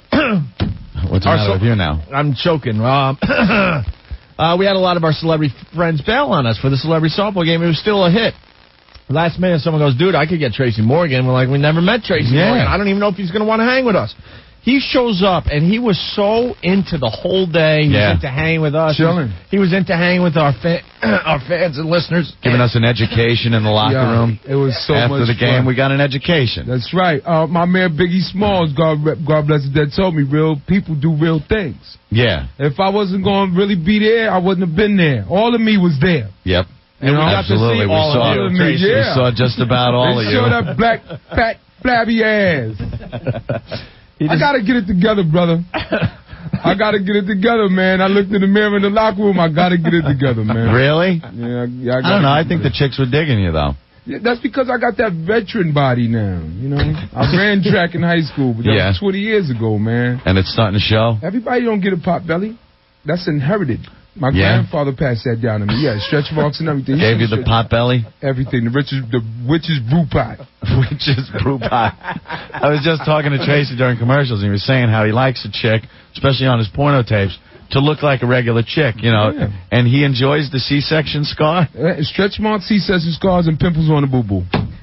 On the badonkadonk. I don't like glamour. I don't like the glitter. There's one thing, glamour. Man. It makes it a little more real, right? Come on. Yeah, come on. I like something that could actually possibly live next door. She's in the hallway dumping the garbage. I'm in the hallway dumping the garbage, and things pop off. So you see the girl with the I don't like amateurs, man. No. Amateurs. I'm with you to a point. That goes down to that, like that R. Kelly thing, man, with the 14-year-old girl. She was 14, yeah. But she wasn't no amateur. No. She was not an amateur. Our parents, check on your kids. She You'd be surprised what a 14-year-old knows. R. Kelly didn't teach her that in that one sitting of that videotape. When she had her hands up on that, looked like the mantle of a fireplace or whatever the hell it was, and she was backing into him. Oh, yeah. I said, boo-boo, that looked like us. I told my wife, that looked like us. Beep. Oh, yeah. Backing right into it. My son is 16, and he's starting to be into chicks now. You know? He's 16. He went in my stash the other day, got my porno tapes. Went and took a look. Yeah, because I know where I stopped the tape, you know. Right where you finished. I stopped the tape. I didn't even get that 5 minutes into it. You stopped it right where you finished. I come back home, and I'm 3 chicks down. Right. I have no relationship with these chicks yet. It's like, what happened to the lesbian scene? Yeah, what happened to that? Fast forward through the lesbian scene on you know. So I asked him, I said, you know, he was embarrassed about it, but, you know, my wife complains, and you never spend time, you're in show business, you don't teach them about the birds and the bees. I don't have time for that. So I just put the tape on and said, this is what we do, use a condom. That's educational. That's a lot That's of the real Discovery Channel. That's all the education they really need. Come on. What are you going to tell them? And so I spoke to him. Yeah. And I asked everybody to leave the room because I don't want to embarrass my son. I never want him to feel embarrassed about sex. Right. Sex, for you people out there that are embarrassed or afraid of sex, is a beautiful thing. Please believe it. Now, I'm like, do you like what you seen on the tape? And he's embarrassed. And do you like what you see? Finally said, yeah, I liked it, Dad. I said, yeah. I said, guess what? He said, what? I said, I know how to get it. You don't, nor your friends. You're like the Wizard of Oz. You want to go play PlayStation with your friends, and I ask you to spend quality time with Dad while you never come hang around Dad, like Dad is a lame now. I got info for you, baby. I got the 411 on the cootie cat. And he said, well, Dad, I said, well, that's an acquired taste. Once you get used to it, it tastes just like chicken. That's a little bit of a hurdle. My wife said, you blown his mind. I said, fire's in my brain, stabbing me. Agony. Agony. I see brothers out here and the weather's changing and these women just couldn't wait to come out them clothes. Yeah, isn't that they had nice? them outfits in the closet all winter long. They wanted to show their they stuff play with off. them nipples before they walk out. It's all torment, baby. Don't fall for it. It's all torment. They trying to torment us, They brother. know. Stay focused. The lady in red, the Matrix. Believe it. They know what it looks like. What are you doing when you on a hot 7 train? Hell yeah. Bumping into me because I'm leaning against the door. Come on and kiss it and make it better. One of the funniest things ever was when you were talking to everybody in the locker room after the softball When we was game. rapping? When you were talking about all the white guys who have never had the black... the nappy dugout. Yeah, I'm just the trying nappy dugout. The nappy dugout. Yeah. Change your life. Make a white dude grow an afro. to follow you. And some pork chops. And some pork chop sideburn. You basically wanted all the white guys to follow you up to Harlem that have never had Spend the some nappy money. dugout. Yeah. Don't be cheap. Dig down deep. Don't be cheap. Come out your pockets. White guys would be intimidated. Same thing with black dudes. Black dudes are intimidated too. Because of the myth, though, Yeah, but you know, it's like you get with a white chick, and if you intimidated by the intelligence thing, you know. But in bed, I don't get in bed with no, and your money's on the dresser. I don't care about That's all one way that you could put it. intellectual stuff. You ain't got to impress me. That's one way to put it. Yeah. It didn't make the radio, but you make a good point. I'm trying to get off, man. Right. That's all you care Let's about. quit the shucking and jiving. You don't want a girl with knowledge. You just want small talk, right. man. There you go. Just make noise in the bed, man. Be theatrical. That's why we watch porno, because those ladies are theatrical. They Give go them a off, so little they show. make them. I love that. You like that good stuff? Yeah, this is intense. We all love that. When you're using the tape, though, and you got to, take care of yourself, do you fast forward and then pick the spot that you're going to use? Absolutely. Because you can't be tricked into going at it, and then all of a sudden it's the guy's face shot. Yeah. You don't want that. No. So you got to look at, you got to fast forward, look at what's coming up, Pick look your at the ball. good. Pick your mark that you're going to use. You got to time it out perfectly with Right. what's going on TV. Yeah, you want everyone to absolutely. finish at the same time. Because if you're finishing with the red guy with his veiny neck on, Yeah, that's it's whack. like, That's Jesus whack. Come on, Christ, man. I like the surprise of the first time. though. Nah. And you make a good point. I do fast forward to figure out exactly where I want to end up. Okay, I'm gonna. I'm like, this gives me. this scene could be This good. gives me enough time to really And go it's into a high beautiful gear. And then you thing, go too. back and you're like, okay, I got about 4 or 5 minutes to get to that point. Yeah, Nice. And it's a beautiful thing. I've intensified my porno collection because there's so much war around us, and I'd rather see love making. So you got more and more. You got more of that porno. stuff. Us getting together. Yeah. Feet touching and stuff. Veins and stuff. It's good stuff. Hey, Yeah, I love that. we got a guy that wants to talk to you really bad, a regular on our show. Hey, Mike. Hey, my 2 favorite crackers. What's going on What's now? up, Mike? Tracy Morgan, yo, my nigga. What's up, baby? What's up, my nigga? Yo, man, you've been putting it down for years, dog. Yo, Precision. player, pimp, Know that. pimp. Please believe it. Please believe it. That's right. Because Pimp she ain't up, making you hold enough. down. If you That's can't right. swim, you Back better around, she ain't make you no down. money. That's right, baby. That's right. You know? So 2 things, and you got to school these white boys or something about eating a booty. Now, What? listen. If you eat the booty, you got to understand you can't eat no shorty with no 40 because you will drown up in that mud. That's right. Yo, you heard that new song, right? My head. I told my, I was talking my I said, you need to grow up. Yes, sir. Yes, sir. Because if you eat the coochie, the booty hole ain't but 5 inches away. Amen, brother. Booty hole don't go nowhere. Hallelujah. I'm about to send you an offer now. That's right. Dumping? Are they dumping there, Garrett? Hold on, they're dumping like crazy. Are they dumping out of us? How can they tell what's dirty? I need a dictionary over here. Wait, Stink, how many times they dump? We were down to 4 seconds at one point. Wow. What? We got to clean it up. Yeah, a little bit. We're going to have to speak to Clean's English now. What do we got, a black guy in the dump on? He would be the only one that knows what's going on here. I didn't know what they were talking about. Did you, Ant? I caught a little piece of it. A little we bit? were speaking proper I just want to know why the All right, we're gonna rewind a little bit because this is too good for the radio. Why is it that common I don't know mythology that the black guys don't like going south? Let's I don't just know say. who created that myth. Really? It ain't you though, right? Because my whole life changed. I remember when this chick forced my head down there. Really? Oh yeah. Now it tastes just like chicken. Amen.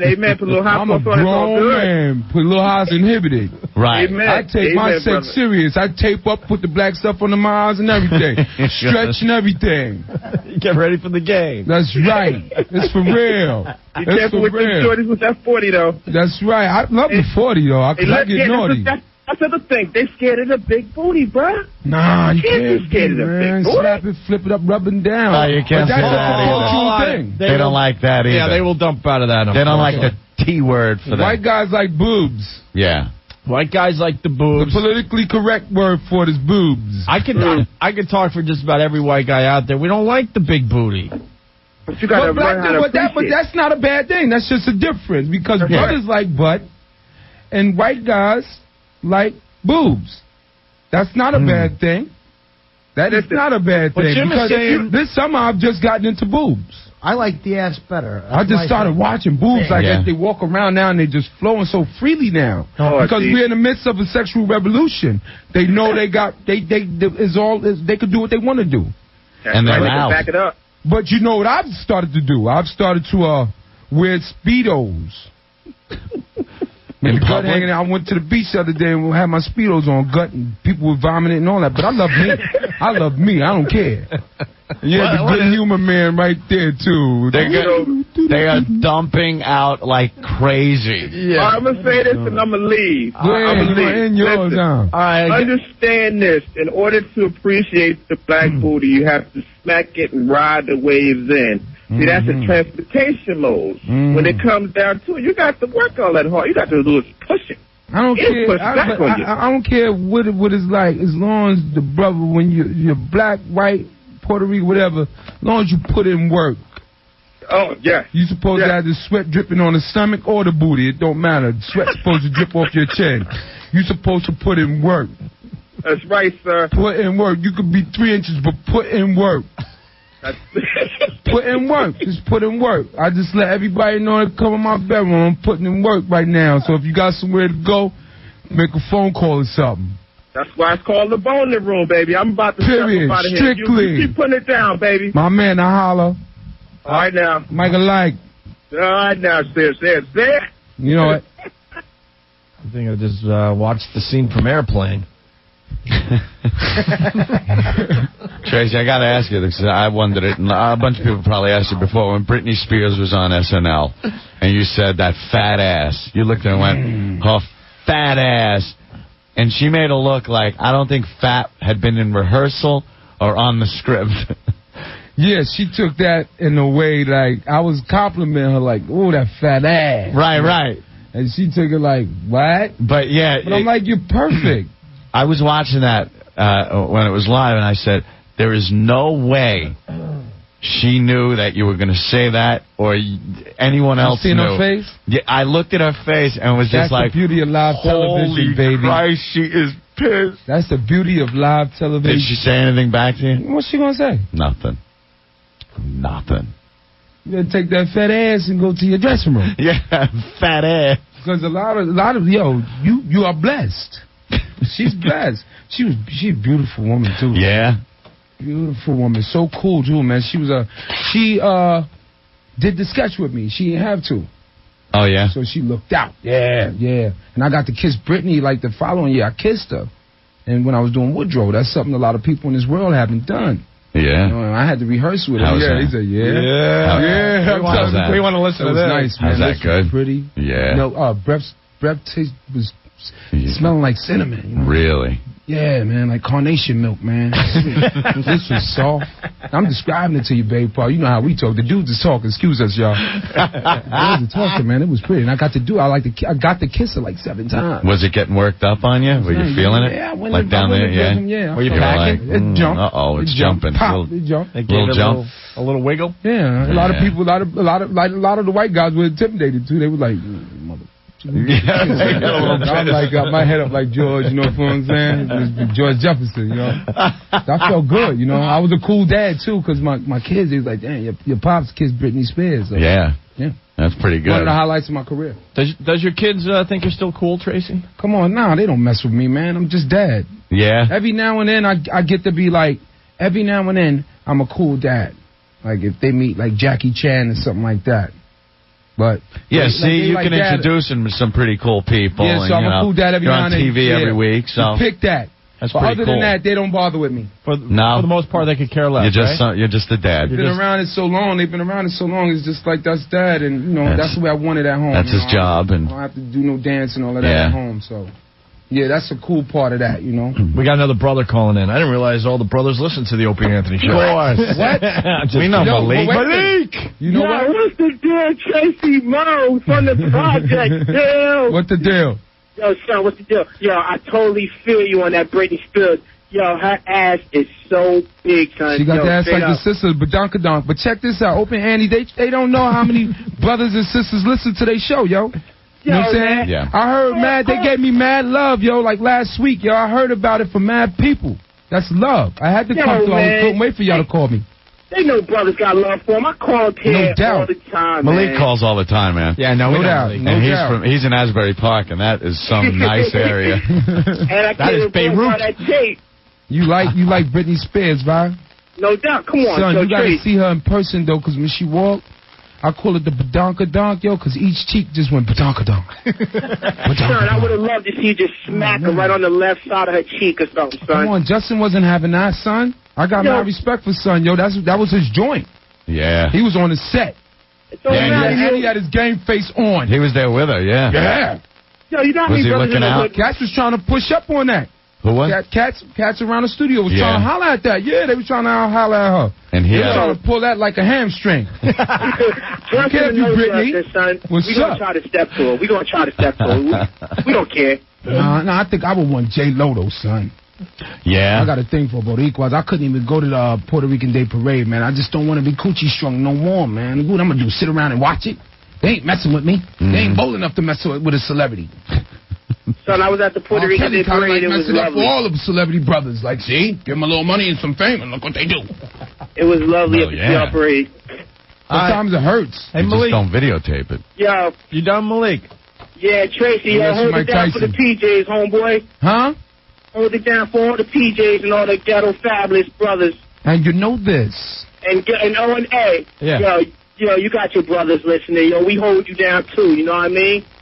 He know that. That ain't even an issue, baby. Word. Big up. Peace. They're on the radio every day. Word. Malik. Thanks a lot, Yo, Malik. you hear them trying to talk black, Malik? I'm down with that. I'm going to corrupt y'all whole time. But you know what the deal is with me? You know, yo, Malik, I know how I'm making it work and I can run in all these different circles.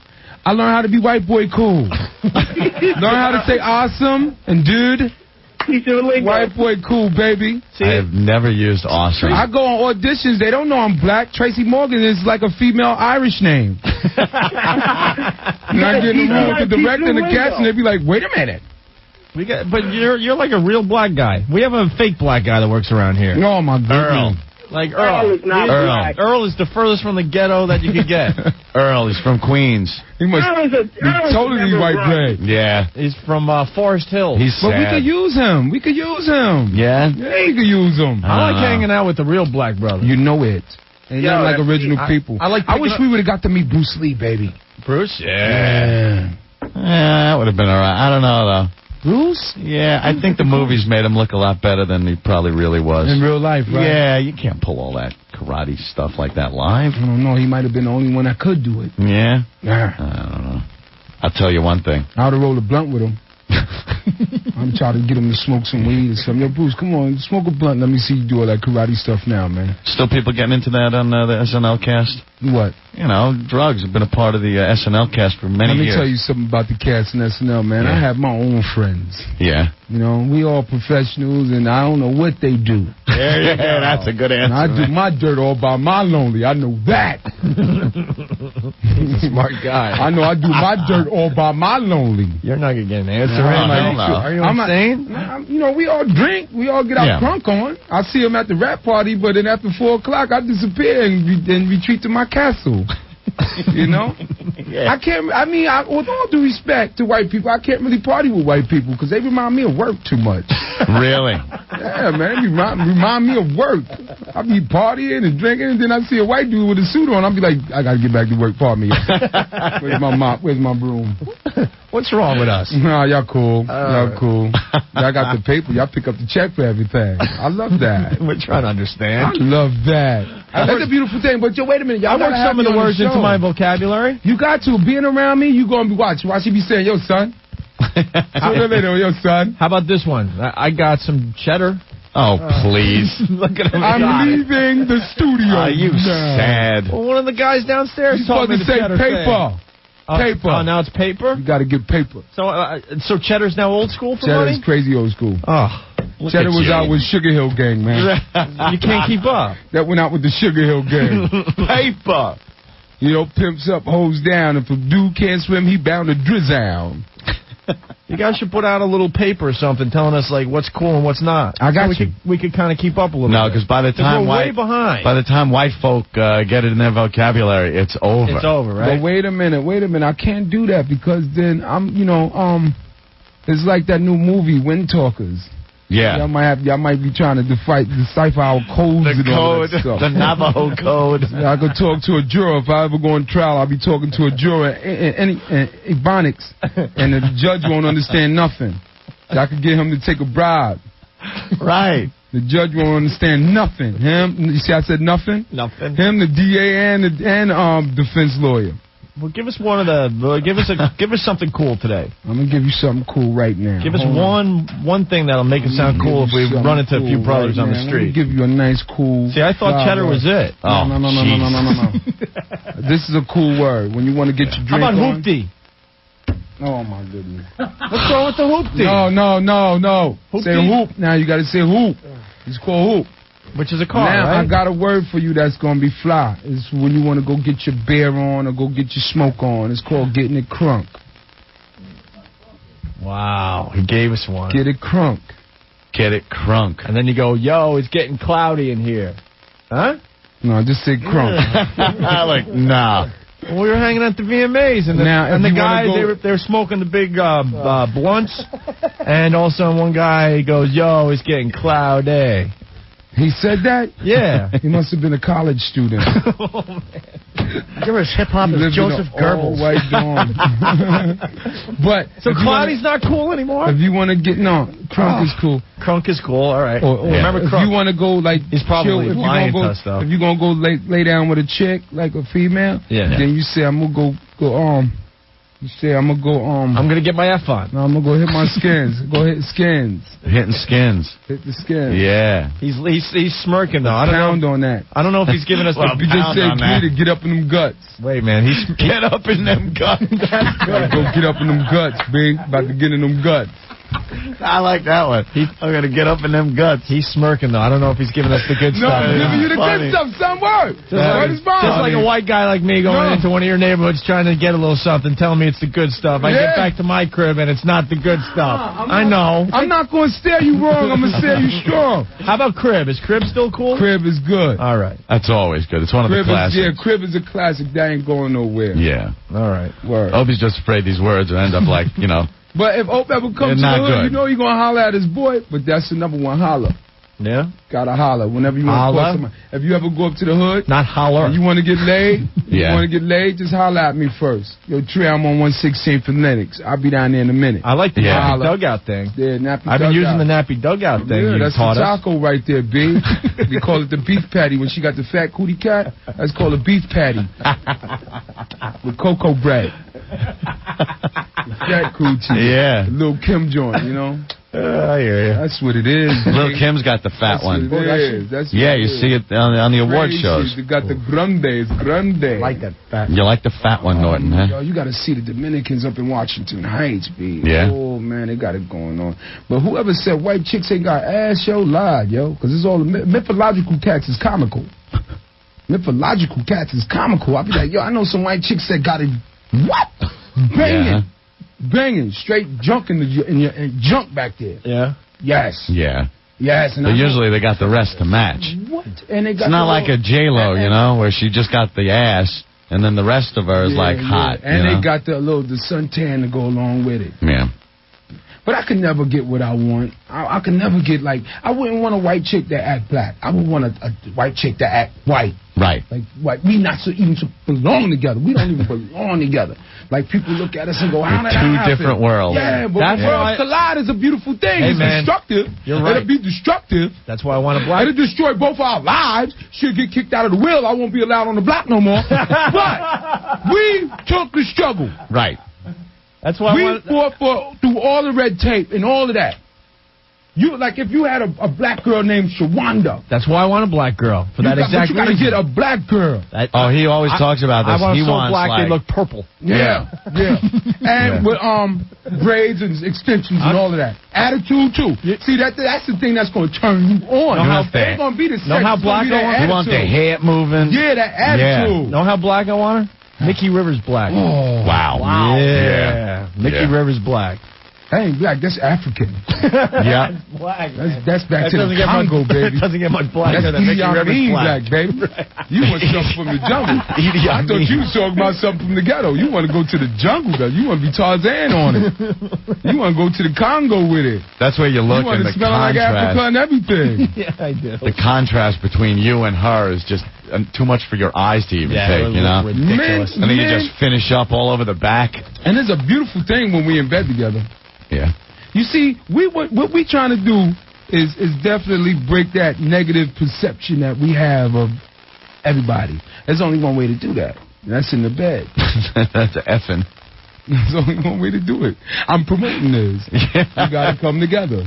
I hope they ain't dumping on us, huh? No, you're doing good now. Brother come up here and we the first get 20 minutes, on. which was hilarious, didn't make the air, but this is making it. He knows. He's on the live show. This is just for the records. He's on the live show every week. They're going to play this stuff when I get on the E channel. They're going to have the nice silhouette background, and you're going to be thinking, well, Tracy, when he first came in, he was a great dude, didn't he? Well, what happened? Got to make the tabloids, baby. I want to be bigger than Bobby Brown. Then it all went wrong. The biggest celebrity in the world is Bobby Brown. Bobby! You like Bobby Bobby? Brown. I love you and Whitney. I love Bobby. Man, he's destroying that girl. I think they fighting for that love. Fighting for that love. Oh, yeah. I think they're fighting for the glass pipe. Whenever you see her. That feds me up when I heard about that with Whitney. Somebody breaking in the crib. Come on, man. You're Whitney Houston, man. Come on, man. She sweats like nobody's business. And then you turn around Mariah. Look at Mariah. Yeah. Mariah. She lost her mind. If you're going to do Barbra Streisand, do Barbra Streisand. Don't do Little Kim no more. Do Barbara. Go Barbra Streisand. Do the coke and put the evening gown on and go sing the hits. I think that is so hot how she was in her nightgown, just losing her mind, throwing plates against the walls, and freaking out. And the cheeks, all half naked. Just the side of her. Out. Yeah, the side. A boob pops out. Yeah. Oh, man. Just hanging out the side. She's crying. That's why we love when females fight. Yeah. We love it. But the winner's the one who boob pop out. And they keep fighting. That's good stuff. That's commitment. All right, we gotta take a break. We got Tracy Morgan in the studio. Yeah. Phones have gone crazy. And they're all black guys. That's a good thing or a bad thing? A couple white guys. Oh, Bling Bling. Is that still good? Bling Bling is the name of a culture now. It used to be Fresh. Now it's Bling Bling. Yeah. We getting money now. Paper. We getting paper now. What about ice? See? How about ice? You got some ice? Ice, that's frozen. My wrist is frostbit. Thank you, Jake the jeweler. My wrist is frostbit. And we dig all the ice out of the tunnels in Africa. Oh my God! All the black men down there in those diamond mines just dying, spitting black spit, getting their feet chopped off so they don't run off with the booty. So I could get some booty. Oh hell some yeah! Booty. It's amazing what goes on in those diamond mines. What we got to do. I got to do what I got to do. I get the ice to get the attention in the club. I'm not a hunk. Right. I'm not a hunk. I'm going to do what I have to do to survive. If I don't get laid, I will die. There's nothing like having it on your hands. Right. You drive home biting that same nail. You nervous if you... All right. People acting like it don't exist. All right, hold on. It exists. That's one they will... It's here. They will dump out of that. So, why don't we just take a break and we'll regroup. When we can talk about that. I should have read that article. We're gonna give you. I was reading the article. I said, "These is my dude." We're gonna give you some like radio rules. Okay. And then we got this guy who came up with this black man game. I don't even know what this is about. Well, we're gonna talk to him as well next. This dude got issues. Tracy Morgan issues in the house. Oh Jesus, you are so bad. This is for my father. And you think I'm sexy? Come on, baby, let me know. Lonely? You're damn right. Looking for the time of your life? Are you single? Hygiene not an issue? Hepatitis C, which I've had for 20 years. Sit back, lube up, and dial Tippy Tom. 'Cause I'm a slut. He's homeless, smells like a dumpster, and he's horny. Can you lick my... For a bottle of Thunderbird, he's all yours. I'm a human being. Okay. I want to... Guys. I'm a faggot. I was a faggot from 2 years old. Girls. I had girlfriends, too. He's so drunk, he doesn't care. All right, who's next? Just name the place, and he'll be there. Right behind a dumpster or something like that. Call 1-900-SYPHILIS for the ride of your life. I know how to shake my head. Not responsible for any diseases contracted as a result of sex with Tippy Tom. You're damn right. The Opie and Anthony Show. It's Opie and Anthony. Opie and Anthony. Opie and Anthony rock. Nice. Oh yeah. Oh yeah. How about that, huh? On YSC. And we're back with the Opie and Anthony Show. In studio today, our new friend Tracy Morgan. What up? What up? Oh, we met him at the softball game. We hit it off, and we said, "Come on, Tracy, come on in and do some radio with us." And he's killing us today. Tracy Morgan, he's going to be on Comedy Central doing his own thing August 26th, and then he's going to be hosting the Comic Groove on Comedy Central on August 28th. No doubt. And he's got some theories on the Tyson fight. Well, I thought it was a fix. You thought the Tyson fight was a fix? Yeah, because he whooped Lennox Lewis' butt in the first round, and then he just stopped throwing punches. I said, oh, this is the thing about this is where the rematch comes in. I'm not paying another $60 a pay-per-view for that, man. You thought they were? Yeah, man, come on. Mike Tyson, ain't no boxer ever going to beat Mike Tyson, man. He's too good for that. Mike Tyson got beat by Robert Givens, man. She ain't laid a glove on him. I'm telling you, don't get coochie whipped out there. He said that was the best punch he ever thrown in his life, he said. She put it on him. The one that he punched. She put it on him. She probably gave him the bionic head and everything. You know something, though? When you bionic. think of Mike Tyson, and then you hear him say the best punch he ever threw was the one he threw into her face. Imagine the look on her face when Mike's big, fat fist went right into her face. Well, you know how she became trifling, too, because I'm the biggest Mike Tyson fan, but she's trite. She got it from her mama. Yeah. You know, remember when Dave Winfield burnt her mother? Gave a clap. And it became public knowledge. Dave Winfield, you ain't a pro unless you get clapped. You gotta get burnt, man, once or twice, man. Yeah. That means you ain't boning. That's embarrassing, though. I'd rather get clapped than crabs, though. Crabs irritate me, yeah. You be scratching all day before you know what's going on, What's man. the best STD to get if you're in the public eye, though? And it comes out in the news. Is the it best is none. Chlamydia? But if you had to get one, get chlamydia, man. Chlamydia. You can wash that off without be so prepared to the stuff that's out there now. Crabs got now to be you bad, just get a big bubble on the side of your thing, man. You like that cake on the Little Rascals. Remember the cake on the Little Rascals? Oh, yeah. Dave Winfield got clapped, gave clap to Robin Gibbons' moms. You can't. Then got an apology card from Hallmark and stuff. Sorry for giving you clap. You Because you can't get pick the them crabs off and they just be swimming around in the toilet like this.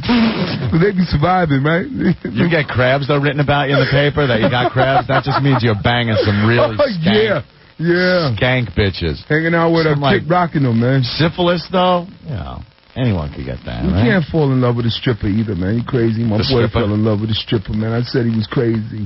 Yeah. Strippers are crazy. Oh, yeah, they are. I just get annoyed by them sometimes at the club. Cause You know something? I say this all the time. Don't talk to me, man. Just go over there. Shut up and dance. Yeah. That's it. I don't want to hear. bother me. Don't cover up when the music isn't playing and they cover up, all of a sudden they're shy if there's no tunes playing. And then they're like, well, I got a daughter and I'm going through school. I'm trying to... You are here in this club because you let hard times take over. Don't blame it on your daughter, man. That's right. And don't blame it on your mom's having leukemia. Just shut up and dance. And I'm trying to make it better for you by paying you a couple of bucks, so dance. That's right. We don't care if you go to Bronx Community College. Yeah. How am I notice how intelligent you are and your boobs are sitting right in my face, man? And I'm supposed to focus just on you and there's like 20 other naked women around me? Yeah. Don't be cheap. You know, don't be greedy. Have some humanity in the strip club. That's classic. Has to be humanity here, too. Right. Hey, Tracy, our black guy has arrived.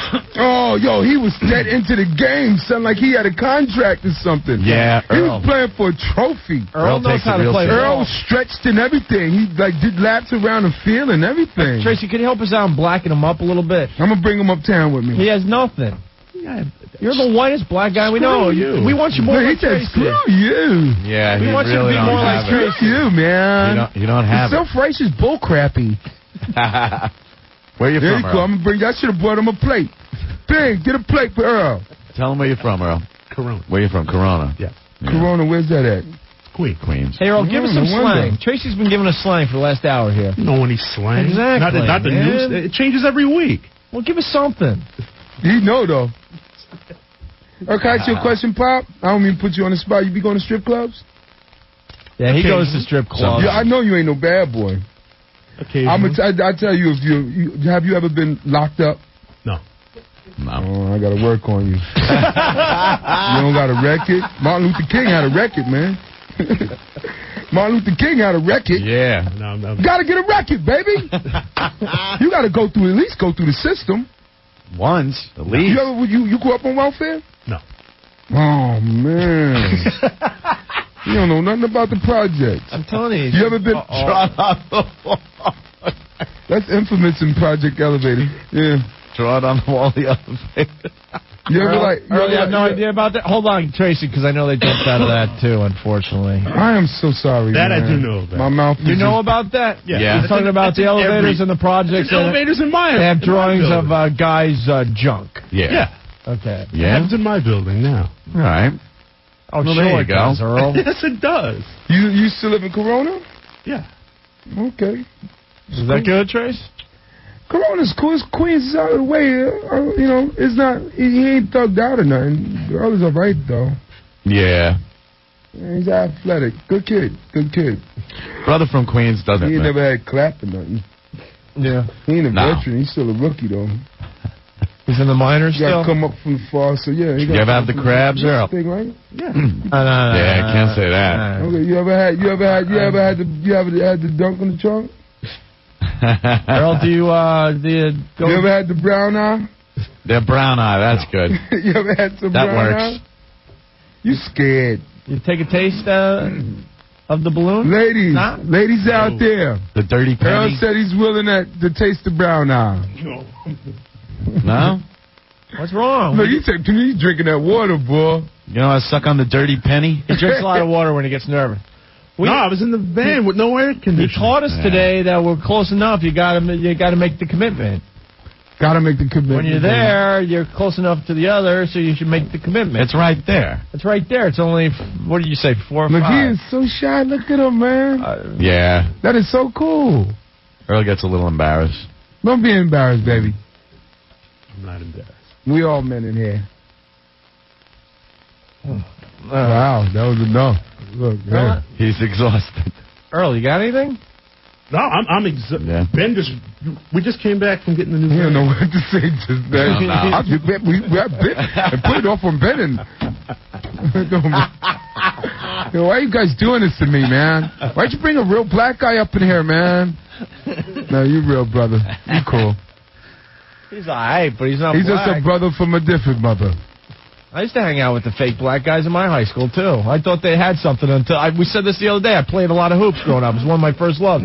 And I learned out what the real black guys were all about when we went to the projects in the hood to play some hoops. Then I knew my guys were fake. Fake black guys. They had nothing. One word. Suburban. Huh? Yeah, they were suburban. You know you keep it real. Give me a pound, man. Uh-oh. Does he know what to do? Even though you ain't say nothing. They're going for a handshake. Even though you didn't say nothing to me at the baseball game, bro. I hope I didn't embarrass you. All right, Ant, what's up? Ant. Yo, what up? We're talking to Tracy Morgan. What's going on, Trey? What up, baby? Yo, baby Bop, I saw you in some real hard spots in the Bronx, man. What bricks you hold down your ciphers at, baby? Say that again? What bricks you from? I'm from Brooklyn, but I'm up in the Bronx too, though. But wait a minute. I was born and raised in Brooklyn, and I grew up in the Bronx. That's where I learned to hustle. Yeah, because I don't see you, man. And I keep it real by myself, bro.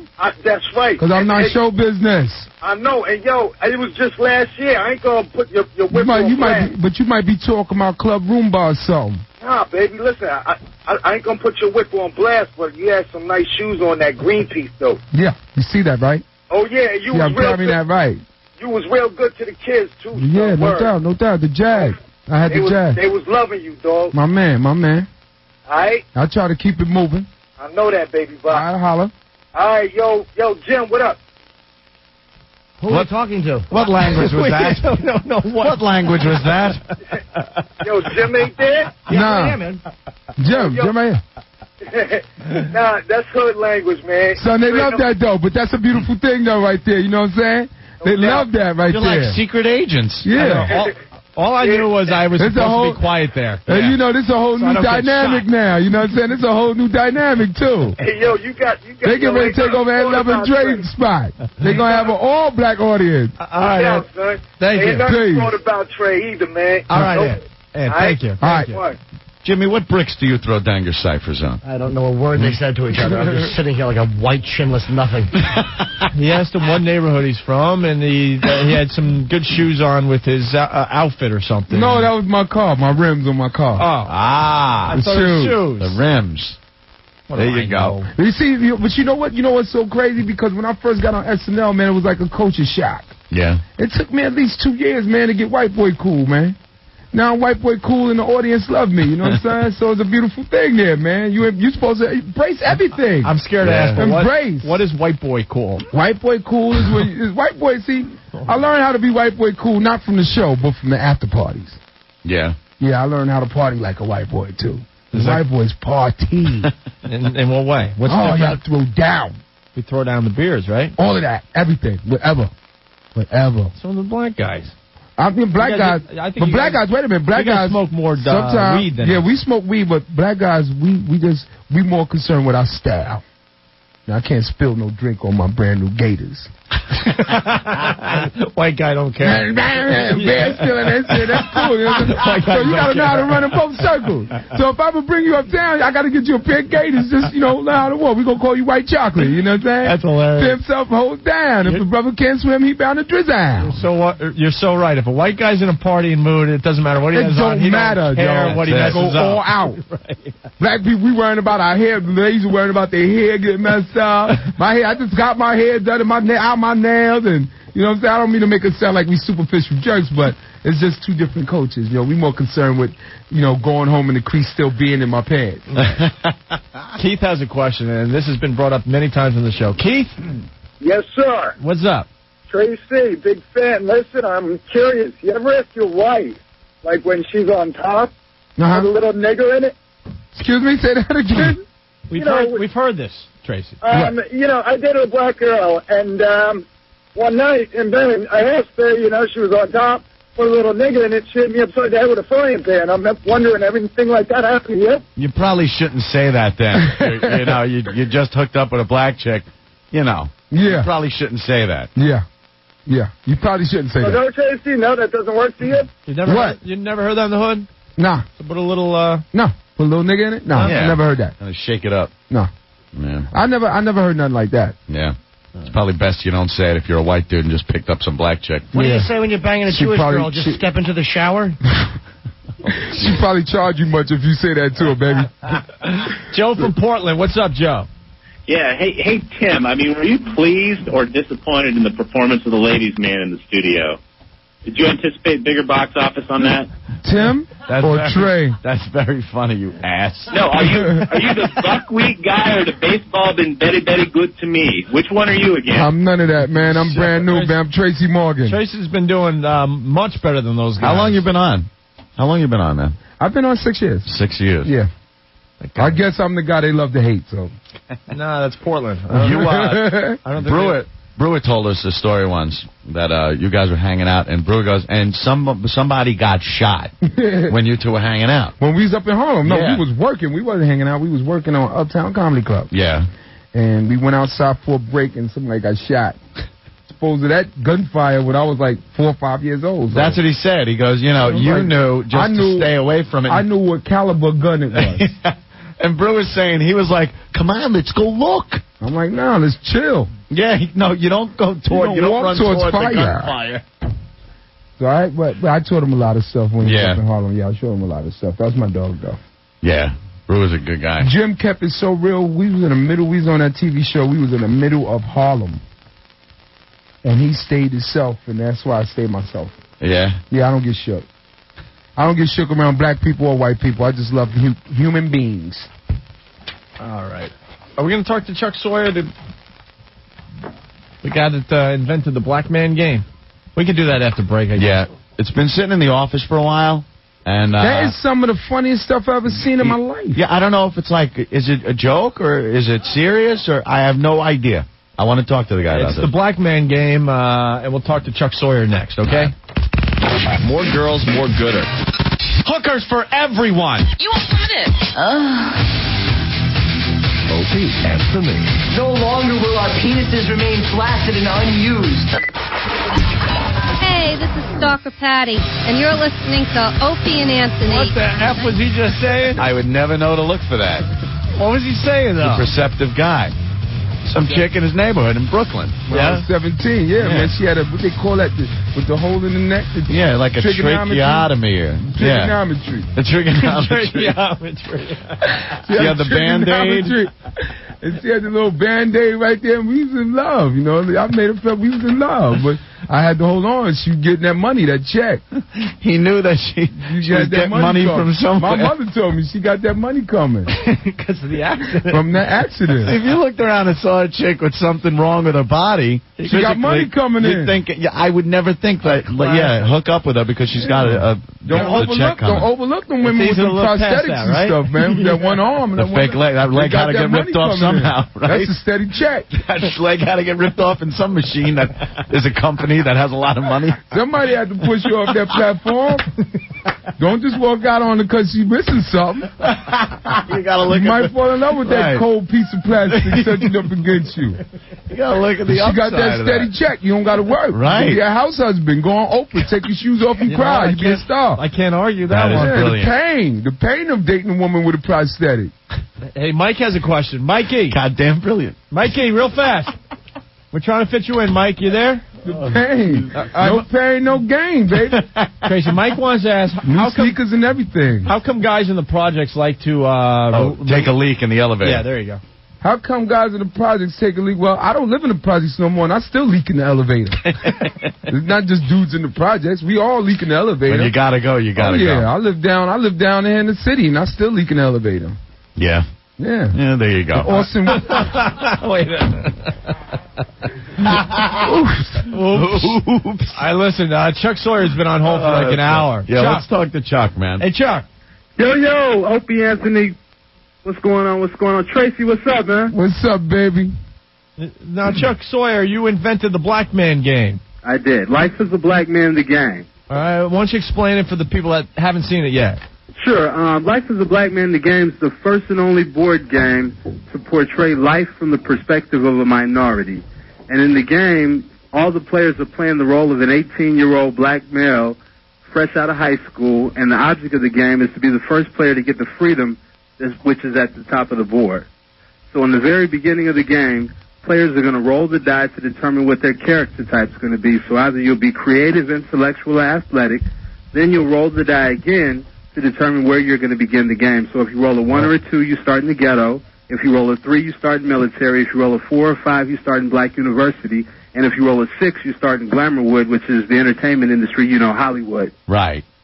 So you're working your way up the board, and you would choose one column and board. You'll see there are a myriad of spaces all over the place, and it's like career, crime, police, racism, life, payday, church, corporate America, spaces for each district that you're in. Whatever space you land on, you're going to pull that card, and real-life instances are going to be read, and you're going to basically do whatever the card's telling you to do. And all the players are racing to be the first players to get the freedom. And at any time during the game, you can go to church just by saying, I want to go to church. And when you go to church, all good things are going to happen. So the church might take up an offering for you. Your pastor might talk to the judge on your behalf. You might get a college scholarship. But all good things happen when you go to church. And who's this game made by? Milton Bradley? I made it. That's me, Chuck Sawyer. Wow. Who's going to sell it? Who's going to distribute it? Well, right now we're distributing it through our website, blackmangame.com, and through mom and pop stores. So we're upgrading the packaging to go ahead and put it, in Walmart, Toys R Us, KB Toys, Barnes and Noble, those kind of stores. It's definitely interesting to see you still see that the struggle is black and white. Well, it's even more so than even being black and white. Well, don't you think it's economics? Absolutely. Right, and I think that's the underlying theme, that minorities are discriminated against, and the life that we live is the same as life that everyone else lives, except we have to deal with racism, we have to deal with bad police, and in the game we demonstrate how that's a setback. You say that it's hard for a black man in the land of milk and honey because we ain't allowed in that land because we lactose intolerant and #1 in diabetes? Hey, I think it gets even deeper than that. I hear that. Hey, Chuck, but you start off as an 18-year-old high school graduate, black high school graduate? Yeah. But don't black guys graduate high school when they're 26? Oh, Jesus.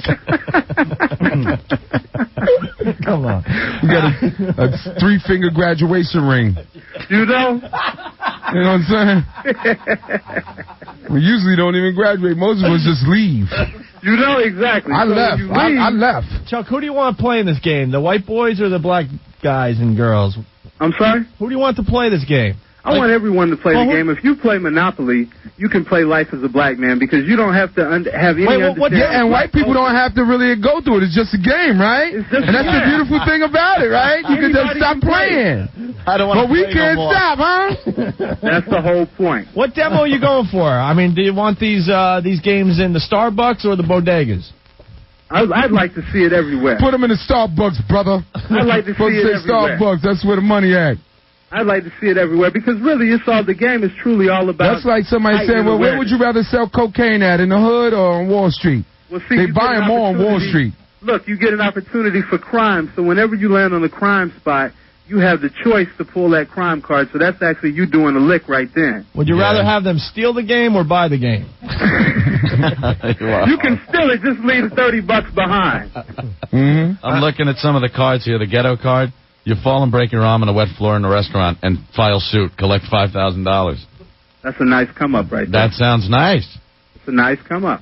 All you want is $5,000. You should have put more than that down there. Well, I dated a chick with a trigonometry, man.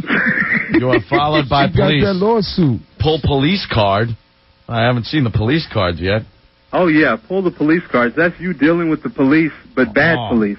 Oh, that bad things happen when you deal with the police? More times than not, 18-year-old black male. Pull a police card. See what it says on the back. Let me grab a couple of police cards here. All right.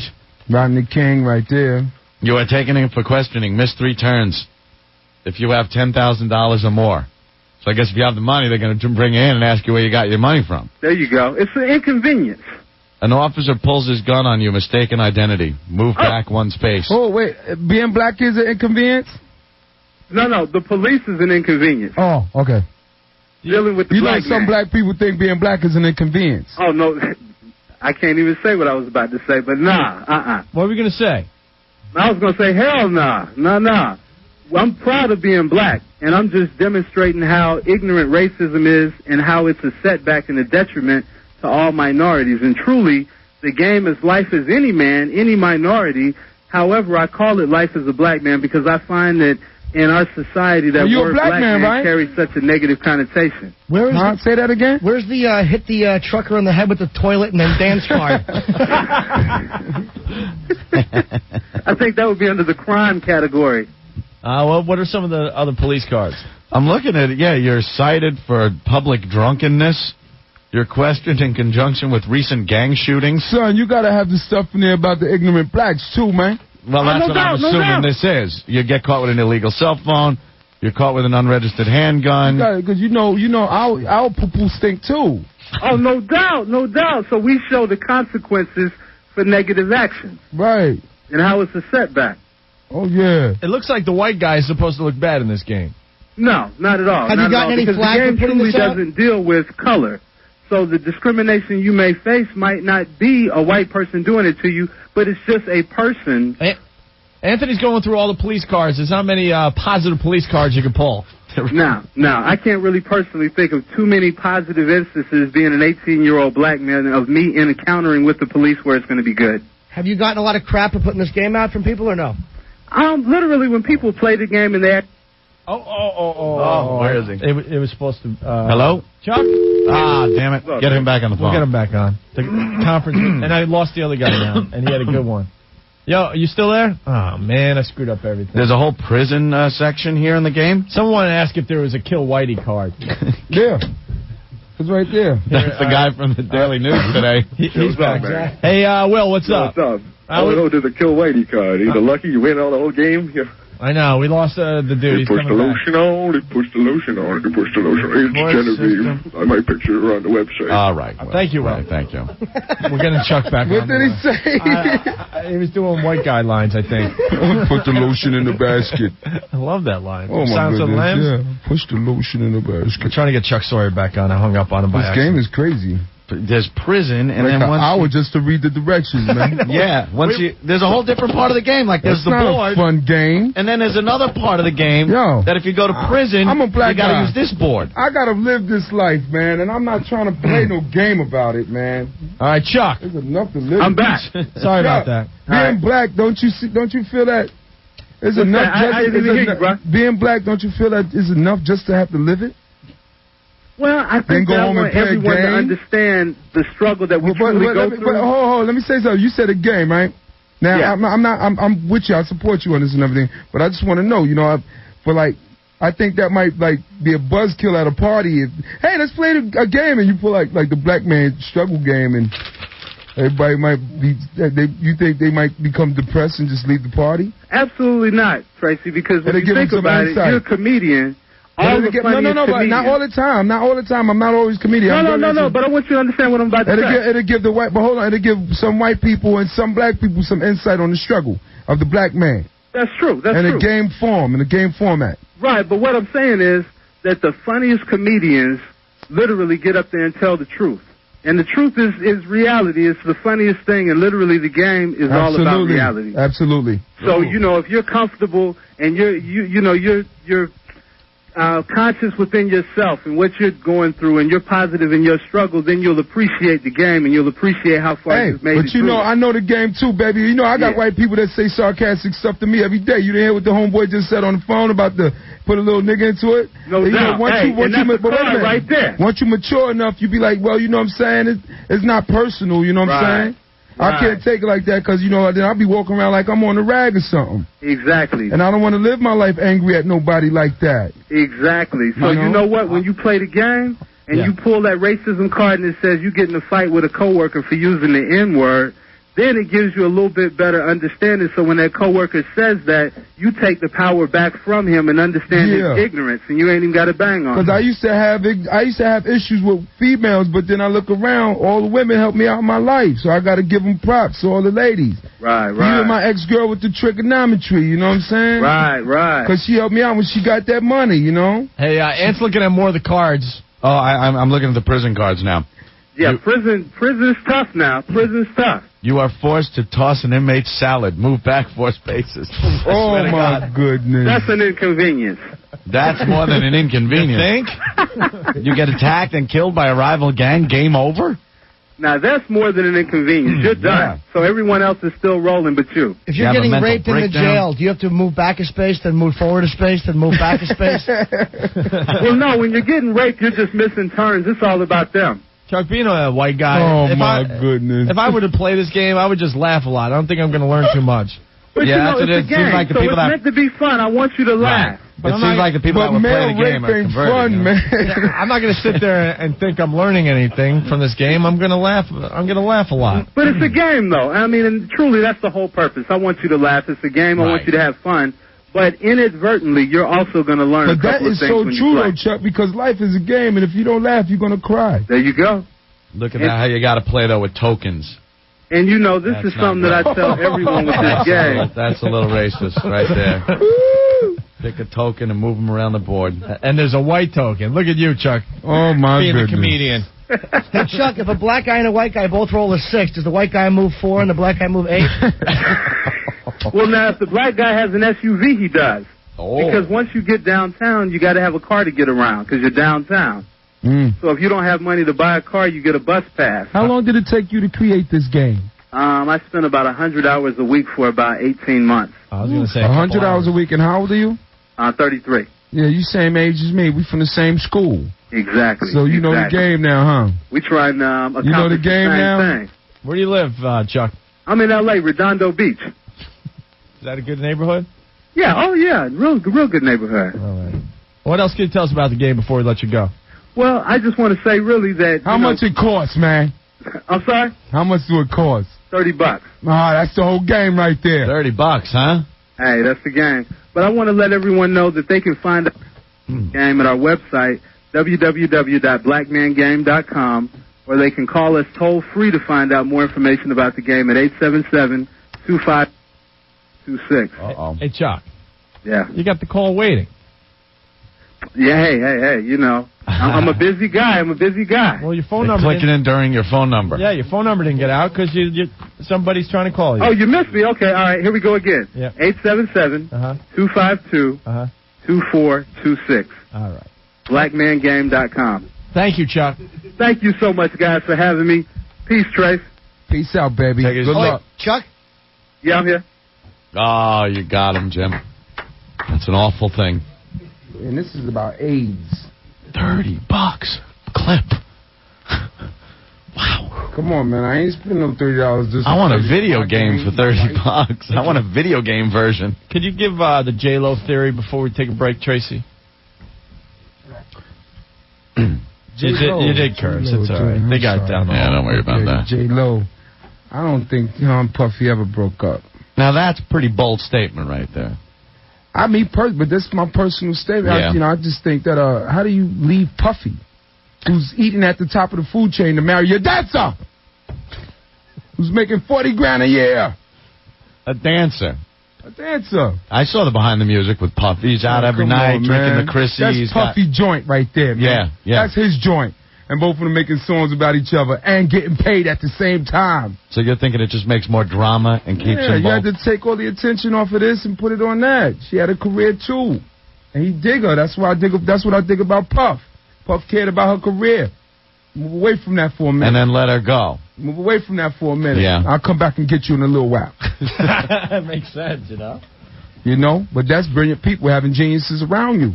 But he don't want her. All the spin thing. He don't want her like going Michael again. Jackson. Let's take the attention off the little boy thing and put let me marry Elvis' daughter. That's a pretty good fake the kiss on MTV. They had the drama and the spice and all of that. I don't see that happening. Never. No. Imagine Mike stinking up the room, man. Mike don't have no hot, sweaty stink sex. No, I don't see that happening, man. He don't bust off on the cheeks and all of that. He never blinded nobody. Oh. You can see where I'm coming from. I'm gross. He's so sexist. He's a sexist. He's a feminist. Oh, they're dumping out like crazy, but we're enjoying it. Damn it. Why don't we take a break and we're going to end the show. I don't know if Tracy's sticking around. If he is, that's I got to cool. breeze out. I got to go get dinner. All right. Yeah. We having rice-a-roni. We didn't even get to talk about Brian Fellows. The rice-a-roni. That's a great character. I'm coming back. All right, That is a great character. I got people that's here on the 10th floor. Named Opie and Andy. I could come back when Andy, I'm feeling. Anthony, one or the other. Yeah. Do you get crap in the hood for doing the Brian Fellows character? No. Do your boys make fun of you pretty good? No, well, my cipher is tight. Yeah, I don't have a bunch. I don't have a whole entourage and all of that. I'm pretty much dolo. I stand on my own 2 feet, and I do what I want to do. If it's funny to me and creative, I do it. You know what I'm saying? I love Brian Fellows because he's a fun character, so I don't care what anybody say. Great character. When the That's parrot right. kept saying, "I'm Brian Fellow, I'm Brian Fellow." He's crazy. I'm Brian Fellow. That parrot is crazy. I'm Brian Fellows. I'm Brian Fellows. You know, if it make people crack up, you know, it don't matter. I don't like your dog. I've transcended. Cool. Well, Tracy's going to come back and hang with us, Anthony. Tracy Morgan from Saturday Night Live. Yeah. He's going to be on Comedy Central August 26th, doing his own thing, and then he's going to host the Comic Groove. Tracy Morgan, one mic. Tracy Morgan, Comedy Central, August 26th, and then you come back 2 days later to host Comic Groove for Comedy Central on August 28th. All right? It's Tracy Morgan. There will always be retarded idiots to entertain us with their stupidity. Mindless, crotch-grabbing Anthony. Mindless, crotch-grabbing Anthony. People grabbing their crotches and saying, "Suck it." Opie and Anthony Show. Suck it. Love the show. Mindless. Opie and Anthony. Opie and Anthony rock on YSP. And Ant's happy about that. He's got to rest that voice. Go to the doctor. It's strep, I'm telling you. It's not strep. You don't think? It's not strep. I gotta go, See. All right. Well, Anthony, we never got to talk to Lady Di today to tell her if she stays or goes. So we'll have to do that tomorrow. What? No ladies came to New York to get in on the WOW contest. Very, very disappointed. Thank you, ladies. We have one girl officially representing New York in the WOW contest. The WOW contest, ladies, you got a few more weeks to qualify. You just go down to the radio station that we broadcast on, and they'll take your picture, and they'll send the pictures in. We'll put them up on opieandanthony.com.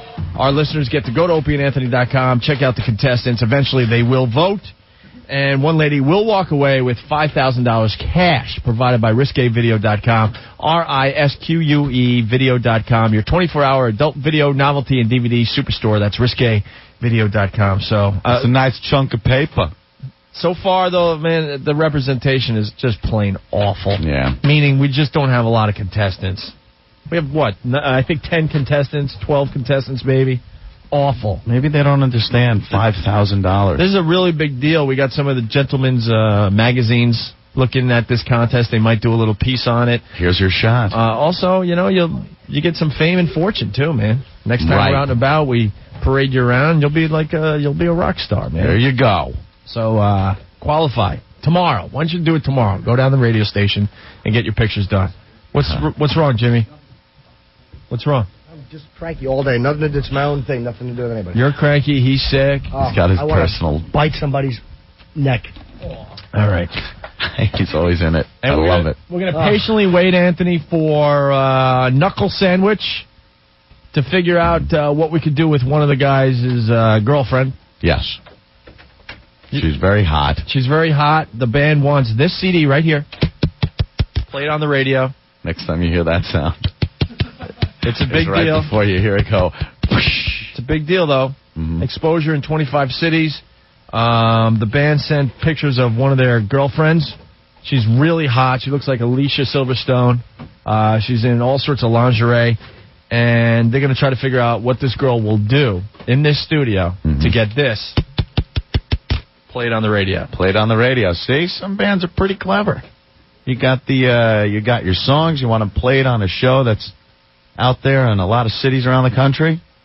There you go. You come up with a little idea. You got our attention. Now we'll see if they come up with a good idea. That's the type of girls musicians get. It's hot girls like that. That's not comic box. That's musician box. You think? I know for a fact. 12 years. You make it up. Stupid business. You make it up in quantity. What they lack in quality, though. Oh, in sheer weight volume. If we're judging by mass. Tonnage. All right, let's go back to the phones. Frank, what did you learn on the show today? What's up, guys? Hey. Well, today I learned that Tracy's working hard to break down those racial stereotypes. He's a 33-year-old black man with a 16-year-old son. All right, thank you, Frank. All right, guys. Chris, what's going on? Hey, what's up, boys? Hey. I learned that strippers in New York attend Brooklyn County Community College. Yep. And there'll never be a white man game because we're all too busy working. There you go. Mike, you're next. What did you learn on the show today? I do me. It puts the pictures on the website. It's you again. What a dick. You're killing us today, bro. Thanks, Mike. Rich, what did you learn on the show today? Rich. Hello. Hey, guys. How we doing? Pretty good. I learned today that I went to law school for 3 years to become a trigonometrist. Very good. Thank you, Rich. Bye. Bye. Let's go to Isaac. Isaac, what did you learn on the show today? Oh, no. Today I learned that Tracy Morgan is the mayor of Kicksville. Kicksville. Yes. Going back a little bit. Also, Opie, I learned that your fantasy woman is Grace Jones. Ooh, that's... Well, all right, Norton, quit being Chris Cranky and come on out of it. All right, guys, I'm out. Chris Cranky. That was a good one. He had a few things there to get off his chest. Al Mack from Clifton. Today I learned Cheddar went out with the Sugar Hill Gang. Jersey Gary's good for a bunch every day. I learned Opie's angle wasn't good yesterday. He also learned they played a golf game in Long Island and a rock concert broke out. He also learned you got to smack the booty and ride the wave. He also learned never ever overlook the prosthetic money machine. And he finally learned that HTTP stands for Hey Tim, Tight Pants. Thanks, Norton. Bleacher Anthony, today I learned that black girl won't eat the dirty penny, but he stares at male junk pictures on the elevator shaft. I had to really clean that one up. I don't know if it made sense. Eric from Brooklyn, today I learned that Dave Winfield gave Robin Givens' moms the clap. And Sean from Philly, I learned tossing a fellow prison inmate salad is an inconvenience. Inconvenience. Once again, understatement of the century. Once again, we want to say hi to Seattle.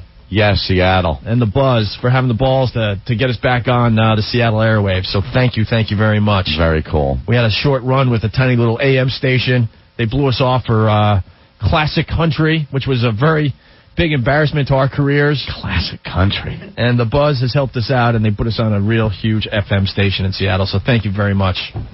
All right? Right. With that, I guess we'll do it all again tomorrow. I'll rest my throat. Okay. I'm a mess. Feels like gargled with glass, Opie. We did all right, though. We did all right. All right, Ben, we're out of here. Oh, it's 6:49 today. I thought I had another minute to... No. Why are we early? He wants to do it early, but now it's too late. No, now you're right on time. What kind of scumbag would actually go over and make the next show late? Right, exactly. Oh, boy. Yeah, there's going to be problems with that.